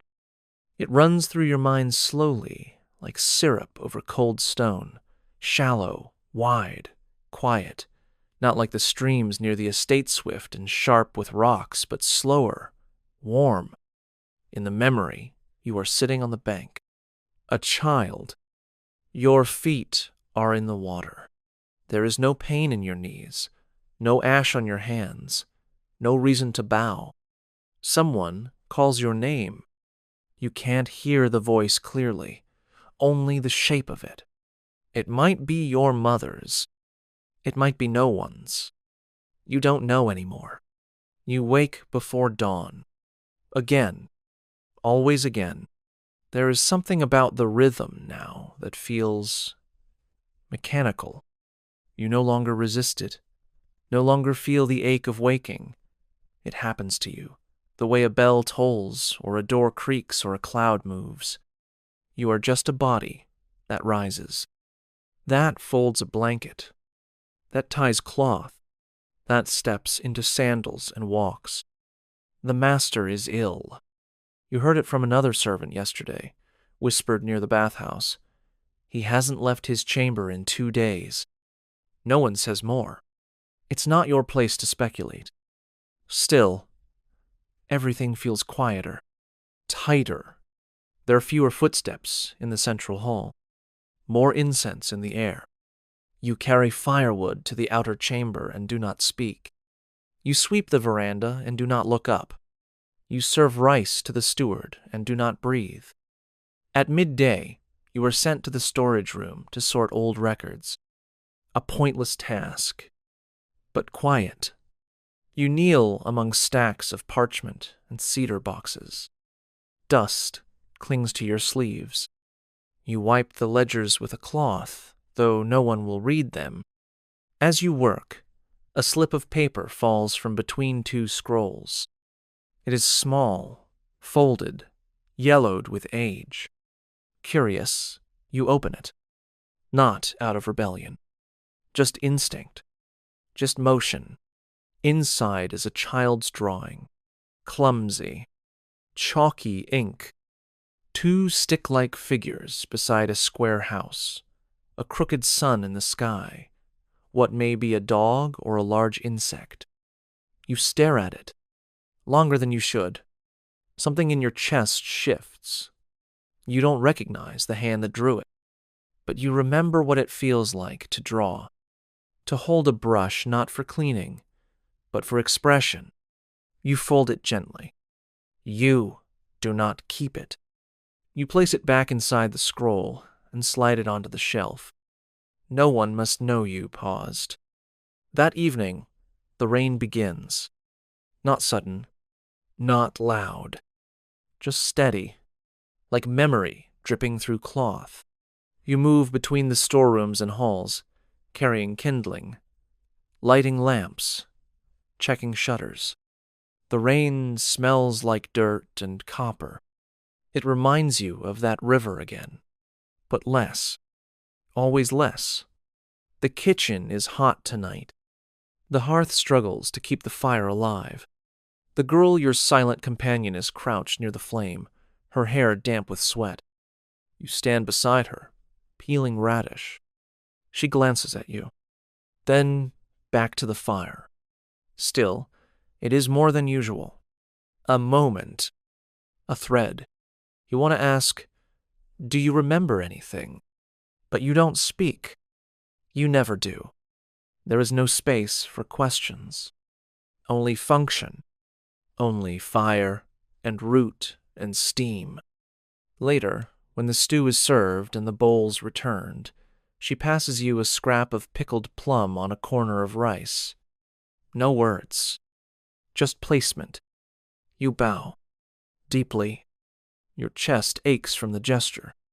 You chew slowly in the shadows of the outer hall, rain ticking against the wood. You think, I once knew someone who made plum pickles. You can't remember who. The master is still ill. By now, the whispers are louder.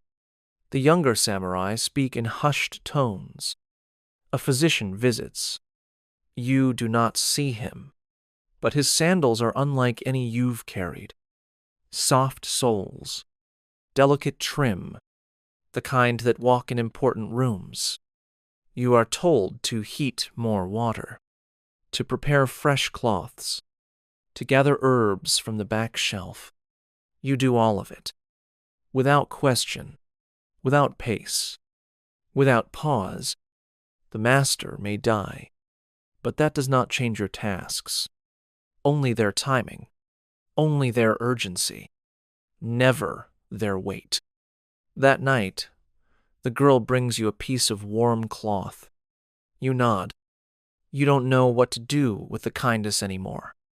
You've received more in these last few weeks than in years before. And it makes everything worse. Not better. Worse. because it reminds you that you are still capable of feeling. And to feel, here, is dangerous. You lie awake. Rain still falls. You imagine the river again. This time, it is full of ash. Gray, still, heavy. You are no longer on the bank. You are in it, sinking, and no one calls your name, not even in the memory. The next day begins without news. The master is neither better nor worse. And so life continues. You carry water. You sweep gravel. You arrange cushions. The house breathes. And you are one of its lungs. Filling, emptying, filling again. You hear laughter in the courtyard. 2 young samurai sparring. Mock fighting with wooden swords. They shout. They grin. They crash against each other with wild, loose energy. You pass by, head lowered, tray in hand. They don't notice you until one drops his sword. It rolls toward your feet. You stop, kneel, pick it up, offer it back, eyes on the floor. He snatches it without thanks and laughs again. But this time you hear the girl's voice behind you. A whisper. Fools. You glance back. Just once. She's already turned. That night, you place the child's drawing from the scroll into your sleeve. Not to keep, just to hold. Just for now. It feels warm, somehow. Even in the rain. Even in the silence. Even in a life where names vanish and rivers turn to ash. You don't remember who you were, but you are still here, still kneeling, still folding, still breathing. And for now, that is enough. The master does not die today, but the house behaves as if he already has. There are no new orders, no voice from the inner room, no tapping of the cane along the walkway, no sudden shouts that ripple down the corridor like waves from a falling bowl. Just silence. And routine. At first, this feels strange. But then you realize this is how it's always been. You've lived through dozens of days where the master's voice didn't reach you, where the only sound you knew was the steward's tone, where your world was reduced to a broom, a tray, and the rhythm of someone else's decisions. You never needed a face, only a system, and the system remains. Orders arrive, same as always. Tasks are assigned. Meals are cooked. Screens are wiped. Dust is gathered, and your knees still ache. Your hands still crack. The master's health is a distant lantern flickering, but not yours to hold. Today, you're sent to the rear garden, to trim the bamboo. It's been weeks since anyone touched it. Overgrown, rattling in the wind like hollow bones. You walk slowly, blade in hand. Not a weapon, of course. Just a short knife. For cutting, not for fighting. You wouldn't know what to do with a sword. Not really. Though you've polished 100, laid them on red silk, wrapped them in cloth soaked in oil, lifted them with trembling fingers. They're heavy, not just in weight, in meaning, in danger, in everything you are not. The bamboo yields easily. You slice away old shoots, clear the paths, gather the stalks into bundles.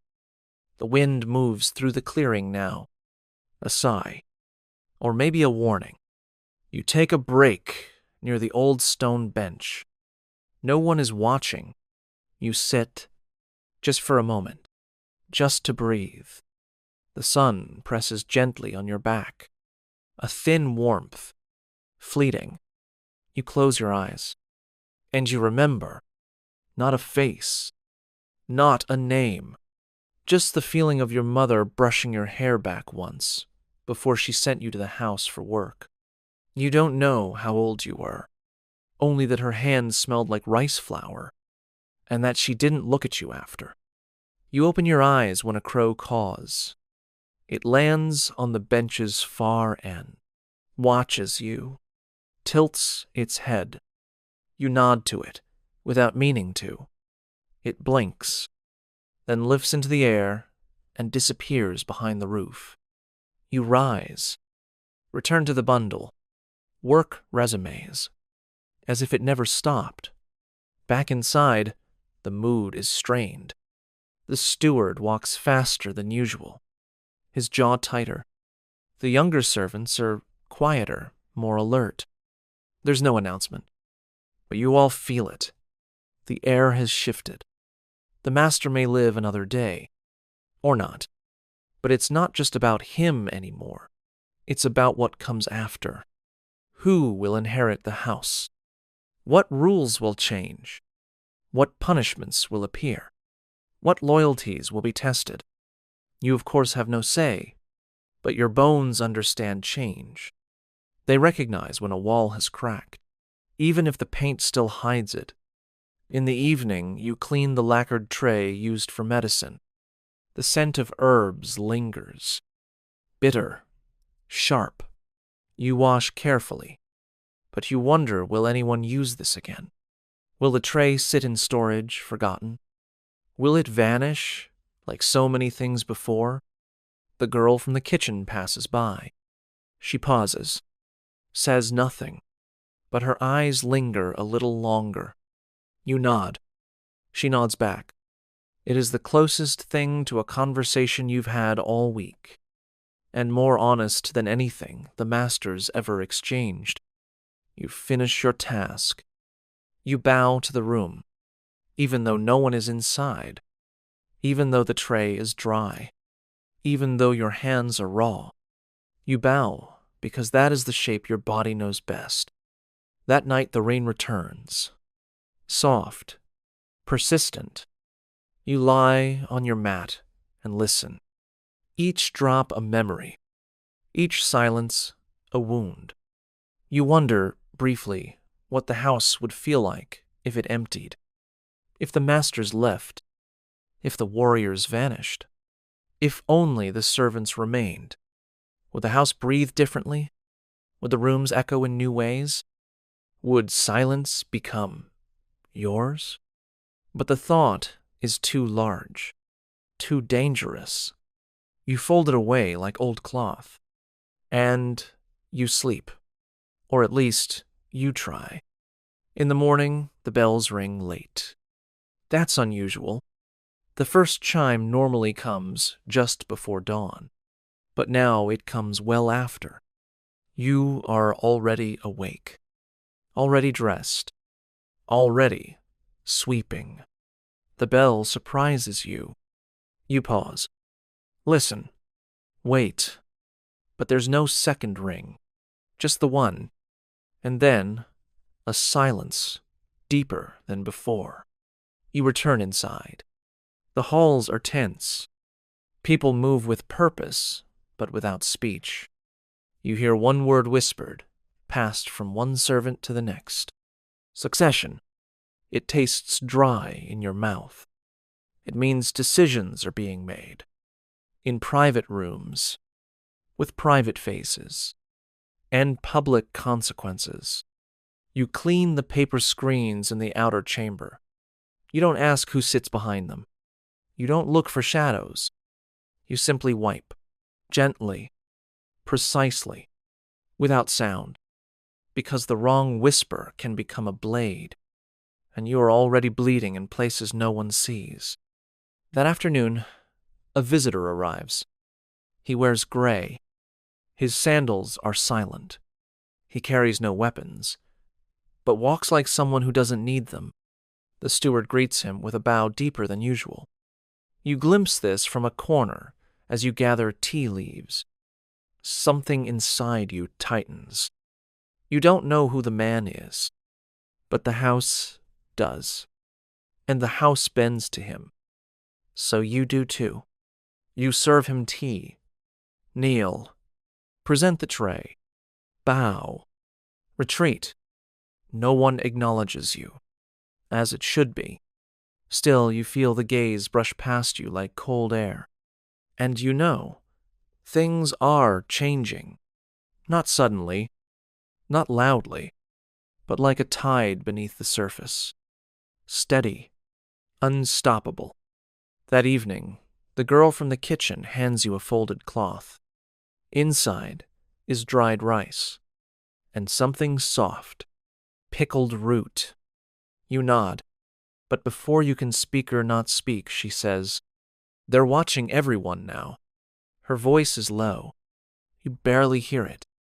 You bow. She walks away, and you hold the cloth as if it might vanish. You eat alone, near the rear gate. You chew slowly, thoughtfully. The food tastes the same, but your throat tightens. Not from the flavor, from the knowing, from the waiting, from the shift in everything. You think of the master again, not with anger, not with sympathy, just distance. He was never yours. Not really. Only his orders were. And now, even those are slipping. The night is colder than usual. The rain has stopped. But the air is heavier. You lie awake for a long time. Not from pain, not from hunger, but from a new sensation. A strange, uncertain space where fear meets curiosity. Where despair leaves room for shape. You whisper, almost without knowing, "If no one tells me what to do tomorrow, who will I be?" And for the first time in years, you don't know the answer. There are no new orders today. And that's what makes it worse. The absence of direction is not freedom. It's a test, one you're not allowed to ask questions about. You rise at the usual hour, fold your blanket, wash your face, tie your robe. The motions steady you. They give shape to a morning that feels shapeless. The others move like shadows, quiet, focused, watching. Not just their tasks, but each other. Something has cracked beneath the surface of the house, and everyone hears it. No one says it aloud. But it is in the way people hesitate before entering a room. In the way the steward's voice has grown too polite. In the way your own hands tremble when no one's looking. You sweep the east walkway. Slowly, carefully. The dust is thin. The stones are clean. But still you sweep. Because stopping means standing. And standing makes you visible. And visibility is dangerous now. Later, in the kitchen, the girl burns her hand on a hot pan. A small thing. Not her fault. But the new assistant cook-a-man you've never seen before glares at her too long. He says nothing. But his silence hums with threat. You place a ladle on the table louder than necessary. A noise. Just enough to shift attention. It works. He turns away. She does not look at you. But you feel the weight of her thank you anyway. At midday, a visiting retainer arrives. Not a high official. Just someone sent from the nearby estate. He walks the halls with his hands behind his back, inspecting doors and pillars. You are polishing the lanterns in the outer corridor. He passes you, stops, says nothing, then continues. The steward calls you later and asks what the retainer said. You tell him, "Nothing."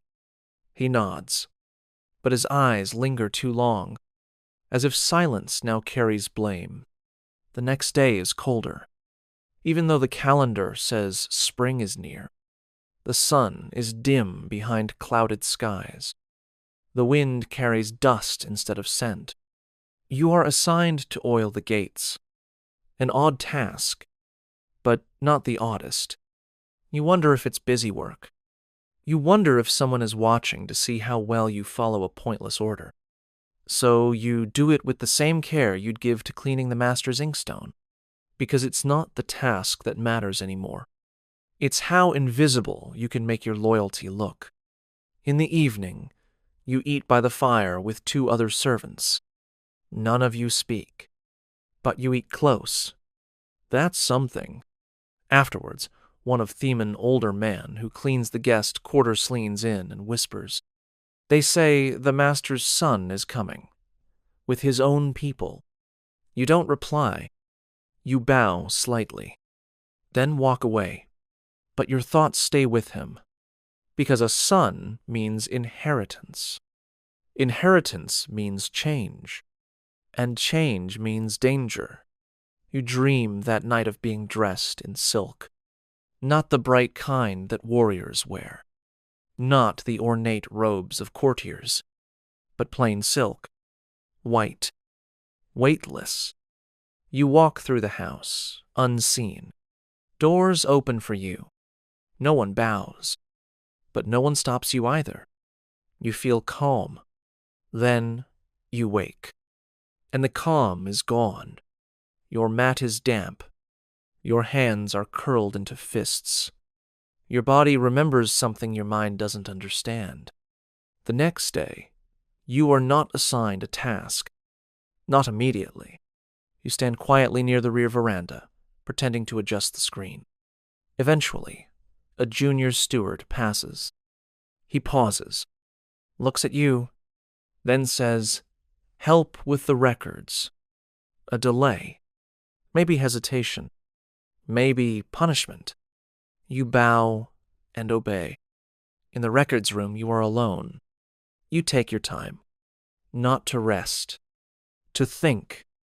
The ledgers are full of names. Deliveries. Purchases. Distributions of rice. None of them yours. You write nothing. You are written about nowhere.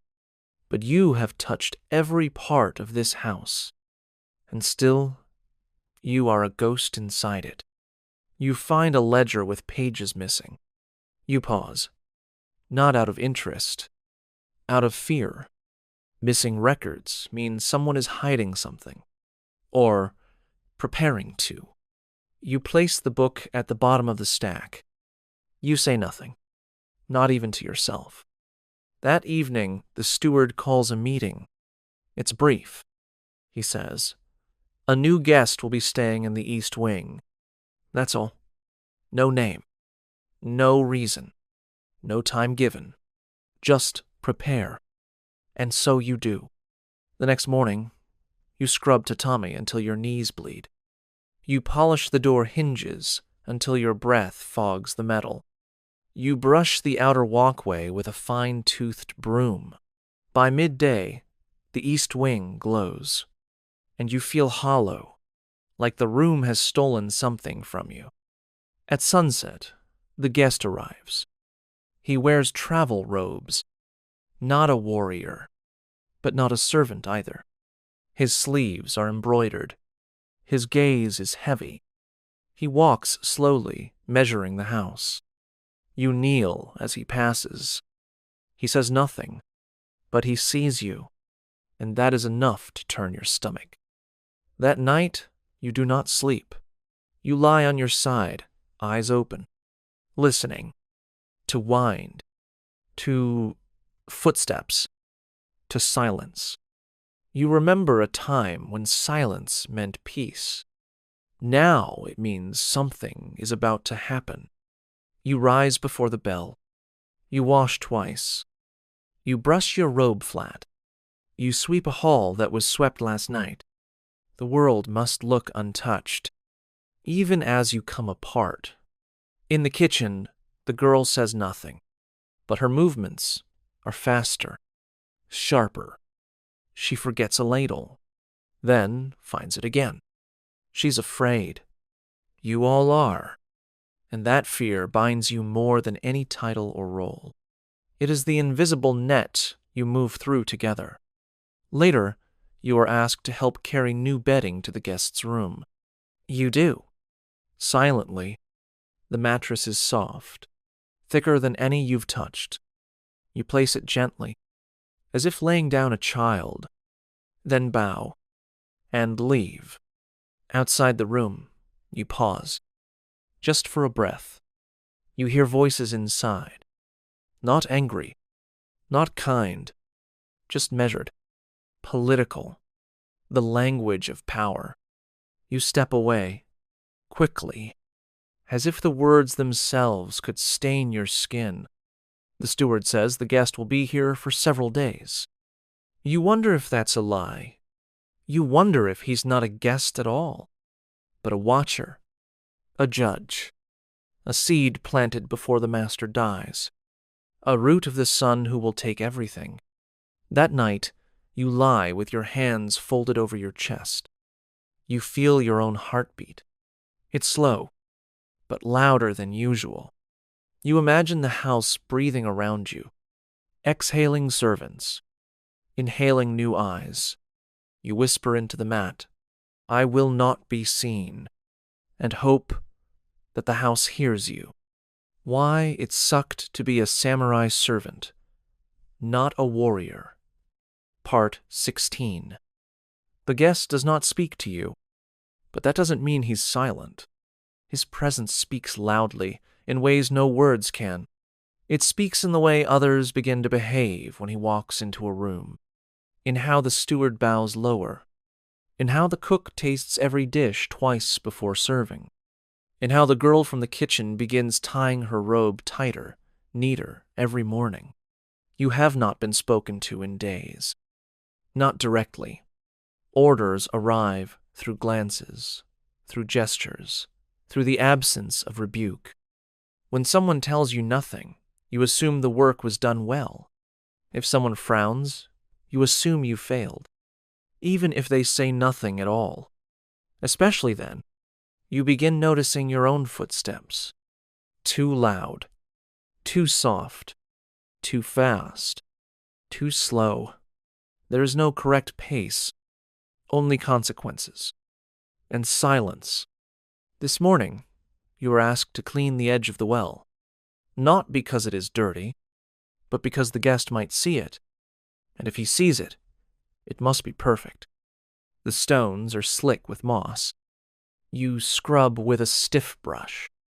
Your knuckles scrape. Your knees soak. The air is thick with summer moisture, though spring has barely ended.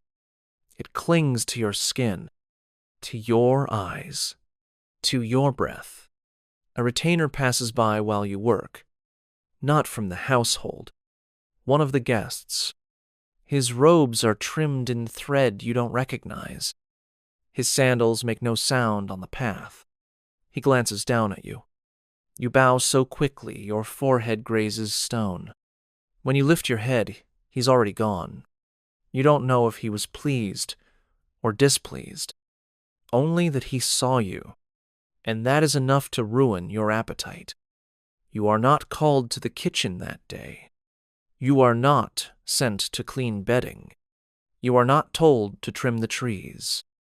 Instead, you're simply left in the outer corridor, standing, waiting. No one tells you to wait, but you do, because movement without instruction is rebellion now, and rebellion, even imagined, is punished. Eventually, the steward sees you and says, "The water jars near the gate need checking." You bow, grateful for the task, grateful for motion, even if meaningless. The jars are fine. You check them anyway, one by one. Lift the lids. Feel the weight. Run a cloth around the rim. Realign them, just in case someone notices. As you work, the girl approaches. Quietly, she pretends to clean the wall nearby. For a moment, neither of you speak. Then she whispers, without looking at you. They asked who speaks to the guest. You freeze. Not obviously, just inside. They're keeping track, she says. You nod slightly. She walks away. The cloth in her hand still moves in perfect circles. You return to your quarters that night and lie on your mat. You cannot sleep. Your body is exhausted, but your mind is alert. Too alert. You try to count your breaths. It helps sometimes. 1, 2, 3. You lose count after 10. Start again. Start again. In the dark, you think. They don't need to punish anyone. Not directly. They just need you to believe you might be next. And the fear does the rest. You wake before the bell. You dress slower than usual. Not out of fatigue. Out of dread. There's something brittle about the house now. Like lacquer over old wood. Shiny. But hollow. You're assigned to polish the guest's sandals. Not touch his robe. Not clean his chamber. But his footwear. The outer part. The lowest detail. And yet it terrifies you. Because even the dirt he steps on matters more than your name. The leather is fine. Too fine. You have never held sandals like these. They are smooth as river stones. Light as air. The soles are stitched with patterns. Clouds. Birds. Gold thread. You clean them slowly. Every breath measured. Every finger precise. One mistake, and it will be known before sunset. When you return the sandals, you leave them by the threshold. Then bow. 3 times. Not once. Not twice. 3. You don't know why. It just feels safer. You walk away with your head lowered until you reach the kitchen gate. Only then do you exhale. Later that day, the cook is replaced. No warning. No shouting. Just gone. A new man appears. Wears the same robe. Uses the same tools, but moves like someone who already knows everyone's rank. You don't speak to him. He doesn't look at you. But he cuts the daikon in perfect angles. And no one questions it. The girl doesn't eat that night. You notice. She sits near the fire, staring at the flame. You place a rice ball beside her without speaking. She doesn't look up. You walk away. The next morning, her hands move faster than yours. She is already cutting vegetables before the water has boiled. The guest is still here. He doesn't leave his chamber much. But you see signs of him. Shoji doors half open. Lanterns burning longer than usual. Faint perfume in the hall. You walk around these things like a shrine. With reverence. With fear. With confusion. No one speaks of the master anymore. Not openly. His name is avoided. His chamber is quiet. His death has not come. But his presence has faded. You wonder if he still breathes. You wonder if he's already been replaced, in all but body. And if so, does it matter? You're sent to clean the back stairs. A rarely used passage. Steep, damp, quiet. As you scrub, you hear footsteps above. Then silence. Then a voice. Not the steward. Not a retainer. Not the guest. Someone else. Let them worry, the voice says.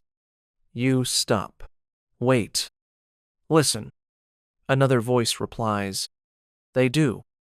Then silence again. You return to your work, pretending you heard nothing, because remembering is more dangerous than ignorance now. That night, the courtyard is strangely still. No wind. No insects. Just the moon, heavy above the tile roof. You step outside for a moment. Not for air. Not for peace. Just because the inside feels too narrow, too thick. You stand beneath the lantern post, hands folded, eyes lowered. You imagine what it would feel like to leave. Not run, not rebel. Just walk. Out the gate. Down the road. Into the hills. You imagine the silence that would follow, and wonder if it would be better, or just colder. A bell rings. Not the house bell. The guests. Sharp, clear. You bow to the dark and return inside. Tomorrow will come, and you will wake, and wait, and bow, and disappear. Just a little more, with every step, with every breath, until one day you forget what you looked like when you were whole. There comes a moment when even your shadow forgets your shape. It lags behind, detached, unsure of what to follow. You notice it today, in the inner corridor, as the sun filters through the slatted windows. Your shadow stutters. You pause, briefly, then keep walking, because stopping without cause draws questions. And questions become stories. And stories, in houses like this, are a threat. The guest is still in the east wing. He has not left in days, and yet his influence deepens. You feel it in the way the air stiffens when he moves, in how the steward now whispers, even in empty rooms, in how new faces appear in cornersmen who do not dress like samurai, nor like servants. Eyes like ink, expressions carved from wood. You are not spoken to. You are not summoned. You are not corrected. You are simply used. Like the wood underfoot, like the rain in the basin, like the paper in the doorframe. You exist for function, not for presence. And somehow, that is worse than punishment. Your days have collapsed. No more sunrise. No more meals. Just a thread of motion that loops, without color, without sound. You are handed cloths, tools, bowls. You return them clean. You are not asked your name. You are not expected to speak. You bow. You nod. You vanish. Again. And again. And again. The girl still works in the kitchen, but her eyes are different now. Focused. Empty. As if she has built a wall between herself and the fire she tends. You pass each other without words. You exchange bowls. Share embers. But the thread between you has faded. Not broken. Just lost. Like string in deep water. One afternoon, you are sent to clean the master's chamber. A rare task. You haven't been near it in weeks. You enter quietly. The room smells of herbs and thyme. Faint incense. Stale breath. The bed is empty. The bedding untouched. You dust the shelf. Straighten the screens. You do not ask where he is. You already know the answer. Or you don't want to. There's a crack in the wall behind the writing table. You've seen it before. Years ago. You remember touching it, tracing it with your finger, wondering how long it had been there. Today, it seems longer, deeper, as if the house is beginning to remember its own decay. You clean around it, leave it undisturbed. Cracks don't like attention. That night, someone is taken from the servant quarters. Not loudly, not with force, just removed. You hear the rustle of sandals on wood, the soft lift of a mat, the sound of someone rising. No resistance, no questions, no return. In the morning, his space is already folded, neat, like he never existed. No one mentions him, not even in whispers. And that silence is more terrifying than any scream. You sweep the walkway outside the guest's chamber. He is not inside. You hear laughter from the garden. Not loud. Not joyful. Just full. A sound you're not used to. You peek once from the corner of your eye. He stands near the plum tree, speaking to a young warrior. The tree has not yet bloomed, but they act as though it has. You bow, even though they do not see you, especially because they don't. Later, the steward assigns you to repair a broken lamp. You have never repaired a lamp before, but you nod. Take the frame. Find paper. Boil rice glue. You sit near the rear veranda, piecing it back together. Slowly, carefully, each fold exact, each brush stroke silent. You think, I am rebuilding something I did not break. You think, that is what I do, every day. You think, that is all I do. The girl passes by. She does not speak, but she leaves a strip of clean cloth beside you. You nod. She does not look back, but something flickers in the space between your two silences. Not warmth, not memory, just recognition.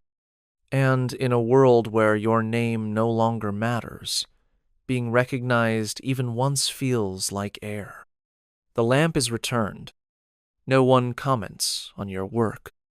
You are given another, then another. Suddenly, you are the one who repairs. Not officially, not with title, just with presence, just with repetition, and that is enough. To be the hand they expect without needing to name it. You begin to see the world in fragments, not scenes, just moments. The curve of steam rising from rice, the click of the steward's teeth as he thinks, the scuff mark on the sandals of the man who patrols the inner court. You do not seek these details. They arrive, unwanted, unbidden, and yet they stay, because you have no words to distract them, and no stories to bury them under. You remember the drawing again. The one from the ledger room. You had hidden it, then forgotten it. Now it surfaces. Unclear. Smudged. 2 stick people and a crooked sun. You think that child is gone, whoever they were. Even if it was me. Even if it wasn't. It doesn't matter now. Not to the house. Not to the guest. Not to the girl. Maybe not even to me. One evening, a paper falls from the guest's door. A message. You see it, just before another servant picks it up. He doesn't read it, just folds it, slides it into his sleeve, walks away. You don't follow. But something inside you folds too. A slow crease. Not pain, not fear, just the reminder. You are not the only one watching. That night, the lanterns burn late. The air is thick with oil and smoke. You lie on your mat, but do not close your eyes. You think about what it means to be erased. Not all at once, but piece by piece. To still exist physically. To still move, eat, breathe, but without shape, without weight. To be a tool passed from hand to hand, without memory of where it began. You whisper, I used to be someone, but the mat says nothing back, and the night does not care. In the morning, the sky is clear, too clear, like glass stretched over nothing. You dress, fold your cloth, walk to the kitchen. No one looks at you. No one calls your name. But a knife is placed in your hand, a bowl of radish beside it. You begin cutting, thin slices, even, precise, without thought, without end. And in that moment, you realize you do not fear disappearing anymore. You already have. There's a moment, just before sunrise, when the house holds its breath. Not silence. Stillness. Even the birds hesitate. Even the wind forgets how to move. You wake during this moment, not because of sound, not because of duty, because your eyes simply open, as if pulled by something that does not speak your name. The others are still asleep, or pretending. Hard to tell these days. You rise without sound, step out onto the veranda. The sky is blue-black, the earth still damp from last night's dew. You breathe in, expect to feel something, but you don't. Just air, just cold. The plum tree hasn't bloomed. You thought it would by now, but the branches remain bare, thin, skeletal, like fingers reaching for something long gone. You stare at it for a long time. You think, if I stood still enough, I'd look like that too. And maybe someone would come along and call me beautiful. Not for who I am, but for the shape I left behind. Inside, the house creaks. Footsteps begin. Doors slide open. Voices return. Routine floods back in like water through a cracked gate. You return to your mat. Fold your blanket. Rub your eyes. Not to wake up, just to prove you still can. You're assigned to clean the scroll alcove in the inner hall. You've done it before. You know the rhythm. Dust, wipe, straighten, bow. The scrolls are never read, but they are sacred anyway, like most things in this house. Not because of their meaning, but because of who once touched them. You touch them now with clean fingers and no expectations. That is enough. A junior samurai passes by as you kneel. He stops, watches, says nothing, then walks on. You don't breathe until he's gone. Your heart does not race. That used to frighten you. Now you wonder if it means anything at all. You carry the used cloths to the laundry basin. The girl is there, washing bowls. Her sleeves are soaked, her expression blank, but her hands move fast, faster than yours. You hesitate. She speaks without looking up. They say the guest leaves tomorrow. You nod. She pauses, then says, "But others will come. That's all." But it sits in your chest for hours. That afternoon, the steward asks you to prepare the outer walkway. You bow. Go. The wood is worn, but not broken. Like everything else here, you sweep the dust from between the slats. Rub oil into the grain. Each motion familiar. Each motion forgotten as soon as it ends. You work until your knees scream, until your arms go numb. You stop only when a single petal lands at your feet. It's white, small, from the plum tree. You stare at it, then glance up, and see it. Just one flower, blooming, the first, after weeks of waiting, after days of nothing, just one. It should mean something. It doesn't. You brush it aside with your sleeve, and continue. That evening, the guest calls for hot water. You are the one chosen to bring it. You bow low, carry the kettle, kneel outside the screen. You do not enter. You do not speak. You simply wait until the tray is taken. Then you leave, as always. But tonight, as you walk away, you hear laughter. His, not cruel, not warm, just full. You do not turn, but you feel it settle in your spine like old rain. You return to your mat. The others are already lying down. One snores. One hums, barely audible. You stretch out, stare at the ceiling. There's a spider web in the corner. You didn't see it before. You wonder how long it's been there. You wonder if it knows you watch, or if it watches you. You close your eyes, but your mind does not sleep. You dream of stairs, endless, wooden. Each step creaks. You climb and climb. At the top is a door. You slide it open. Inside is your mother. She turns, but her face is blank. She says, "Have you finished?" You open your mouth, but there is nothing inside, not even air. You wake, gasping, but silent. Morning comes gray. No rain, no sun, just that colorless in-between that feels like an apology no one meant. You wash your face, dress, step into sandals. The girl is already moving. So are you. No one tells you what to do. You still do it, because to stop would be a declaration, and you're not ready to declare anything. The guest leaves by the south gate. You do not see it, but you hear the rustle of his robes, the shuffle of sandals, the soft thud of the gate closing.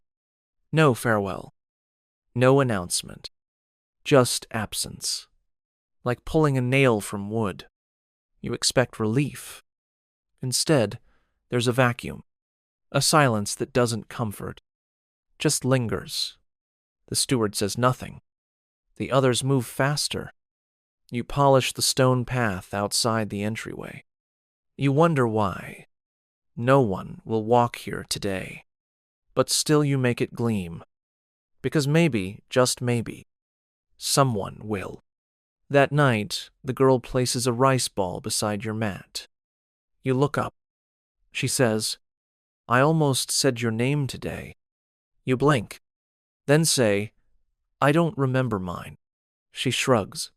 "I do," then walks away. And somehow, that's worse. You lie awake. Again, always again. Your body hurts, but your thoughts hurt more. Not loud, just constant, like wind under a door. You whisper to the dark, "If someone called me, I would answer." But no one does. Not even you.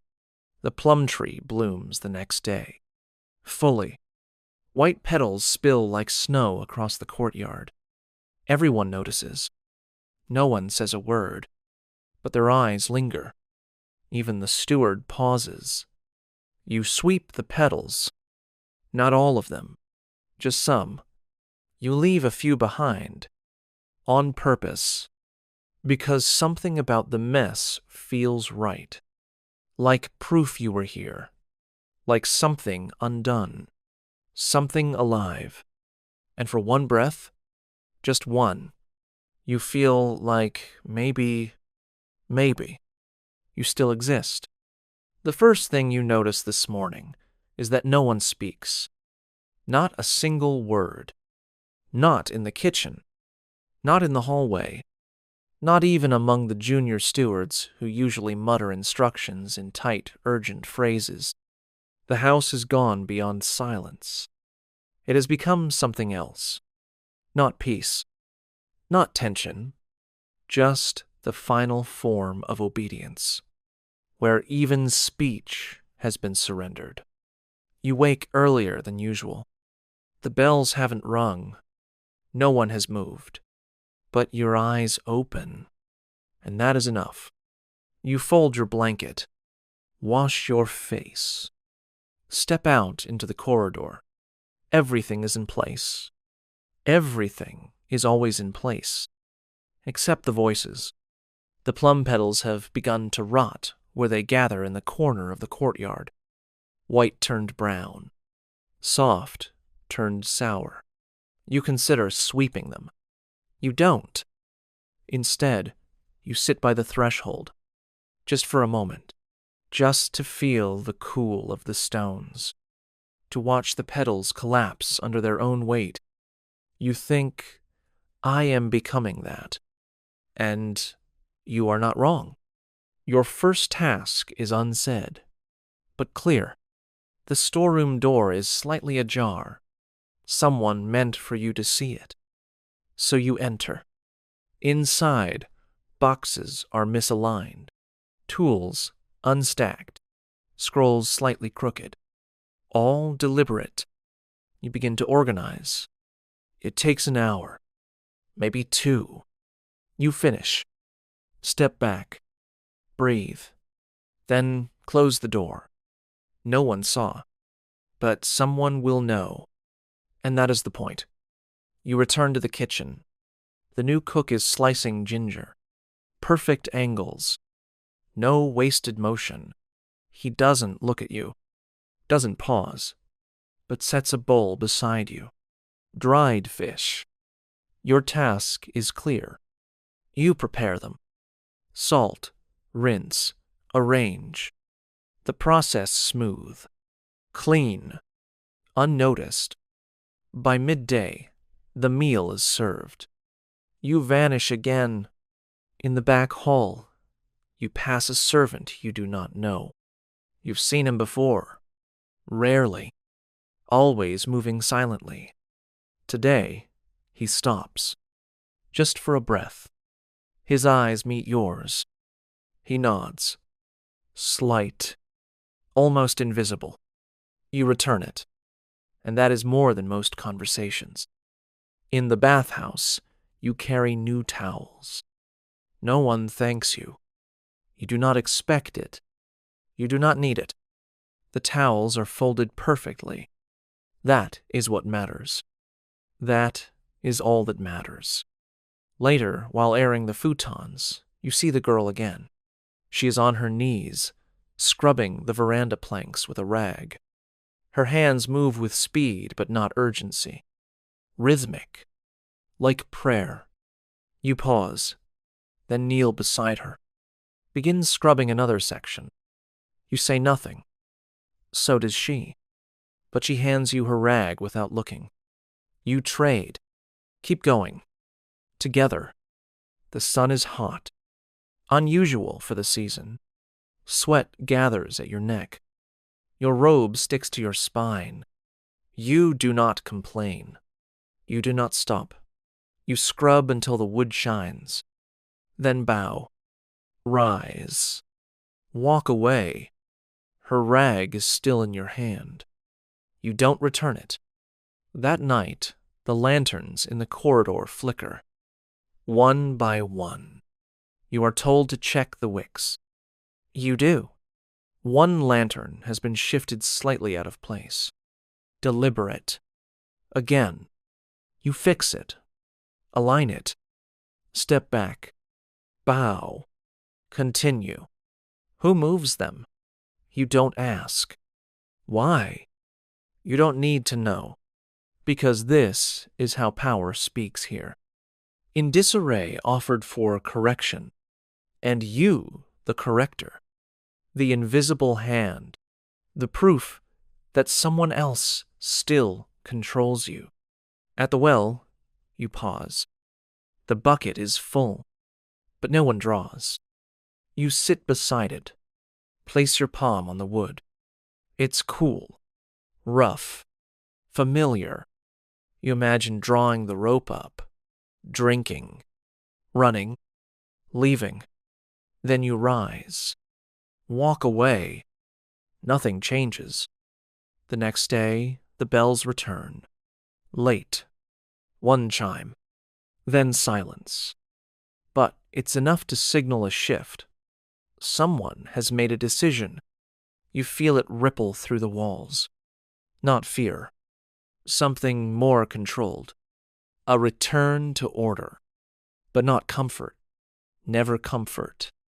You are assigned to escort the physician to the master's quarters. A rare task. You bow deeply. Lead him through the corridor. He walks slow, measured. His robes are clean but unadorned. His eyes miss nothing. He does not speak.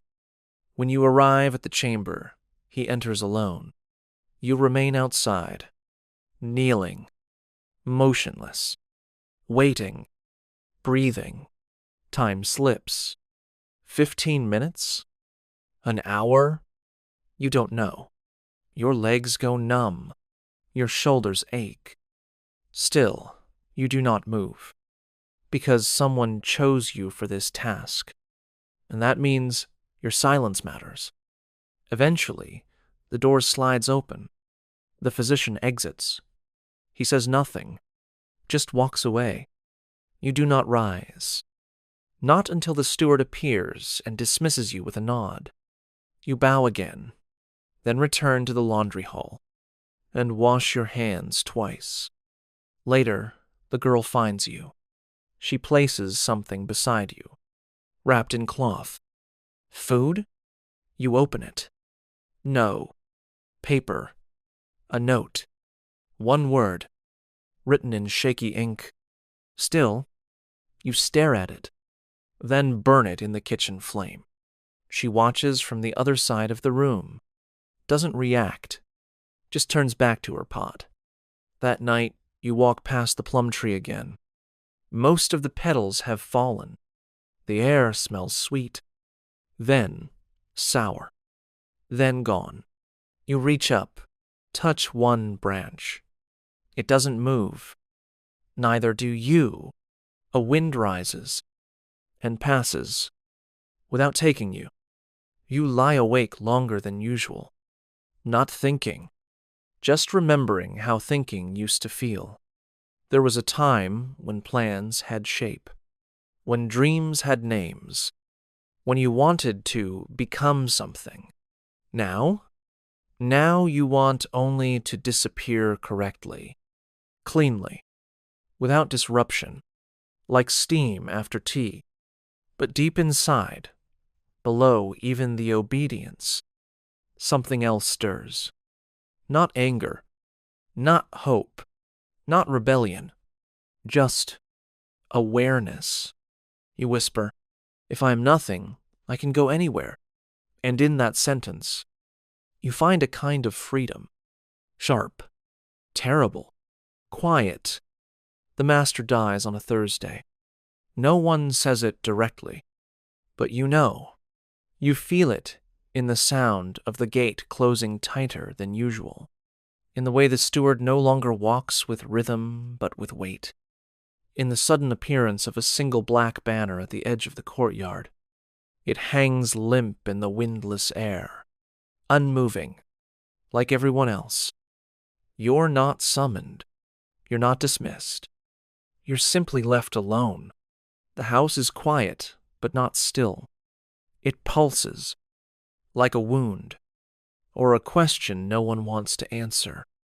You walk the outer path, slowly, not for a task, not for observation, just to walk. Each stone underfoot is familiar. Your sandals do not scrape. Your robe does not rustle. You've become good at silence. Too good. The plum petals have all fallen now. The branches are green again. New. Alive. You stand beneath them. Look up and realize you don't remember when they bloomed. Only that they did. And now they're gone. You place your palm on the trunk. Rough. Solid. Real. The funeral is small. Private. You are not allowed near. You clean the side walkway, while incense burns on the other side of the wall. You hear the murmurs. The names. The careful, formal words. None of them are yours. None ever were. You do not belong to this family. You never did. Only the house. Only the order. Only the silence. After the smoke fades, the younger samurai begin to argue. Not loudly, not violently, but with glances, with pauses, with questions disguised as deference. Power has no master now, only seekers. You clean the inkstones in the eastern study. You listen, but you are not noticed. And that's how you hear the truth. The master's son will not return. He has refused the inheritance. Too many debts. Too much risk. The estate will go to a cousin. A man no one knows well. He'll arrive in 3 days. maybe less. He'll bring his own servants, his own systems, his own names. The house will change. Again. That night, the girl sits beside you by the back well. She doesn't speak. You pass her a cup of tea. Warm. Barely. She sips it. Then says, "I think I've forgotten my brother's face." You say, "I forgot mine years ago." She nods. Then adds, "But I remember how I felt when he smiled." You don't reply. Not because you have nothing to say, but because nothing you could say would matter more than that sentence. You sleep for the first time in what feels like months. Not deeply, not peacefully, but you sleep, and in your dream you are walking a road lined with plum trees. Each one holds a single petal in place, just one, as if waiting for someone to notice. You keep walking, and the petals begin to fall, one by one, in silence. In the morning, the house feels lighter, not joyful, just looser, as if the death pulled something tight free. People move differently. The steward frowns less. The new cook hums. You are not given orders, but you find yourself sweeping anyway. Out of habit, out of rhythm, not out of need. The girl joins you near midday. She's holding a travel pack. Small, light. She says, "I'm leaving tomorrow." You nod. She says, "I won't say where." You nod again. She hands you something wrapped in cloth. Inside, 3 pickled plums. You bow. She bows lower, then walks away. Not far, just back to the kitchen. But the walk means more than any ritual. You sit on the steps of the storage room. Chew slowly. The plums are sour, soft.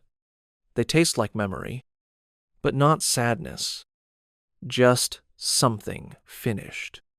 Later, you pass by the master's chamber. It's empty. Stripped, the mat removed, the bedding gone. Only the crack behind the writing desk remains. You kneel, touch the wall. You feel nothing. Then you stand, turn, and leave it behind. That night, you return to the rear of the house, to the tree. It is blooming again. New petals, new scent. You place one finger on a branch and say aloud, "I was here." The words surprise you. You wait for something to happen. Nothing does. But for the first time, you do not need a reply. The next morning, the sky is gray. Rain threatens. You pack your things. Few. A robe. A cloth. A knife for kitchen work. You stand by the gate. No one stops you. No one watches. No one speaks. You bow to the house. Not deeply. Just enough. Then turn. And walk. You don't know where you're going. You don't know what you'll do. But you know what you're not. You are not theirs anymore. You are not empty. You are not erased. You are not a whisper. You are the sound after it. And now, you get to decide what echoes.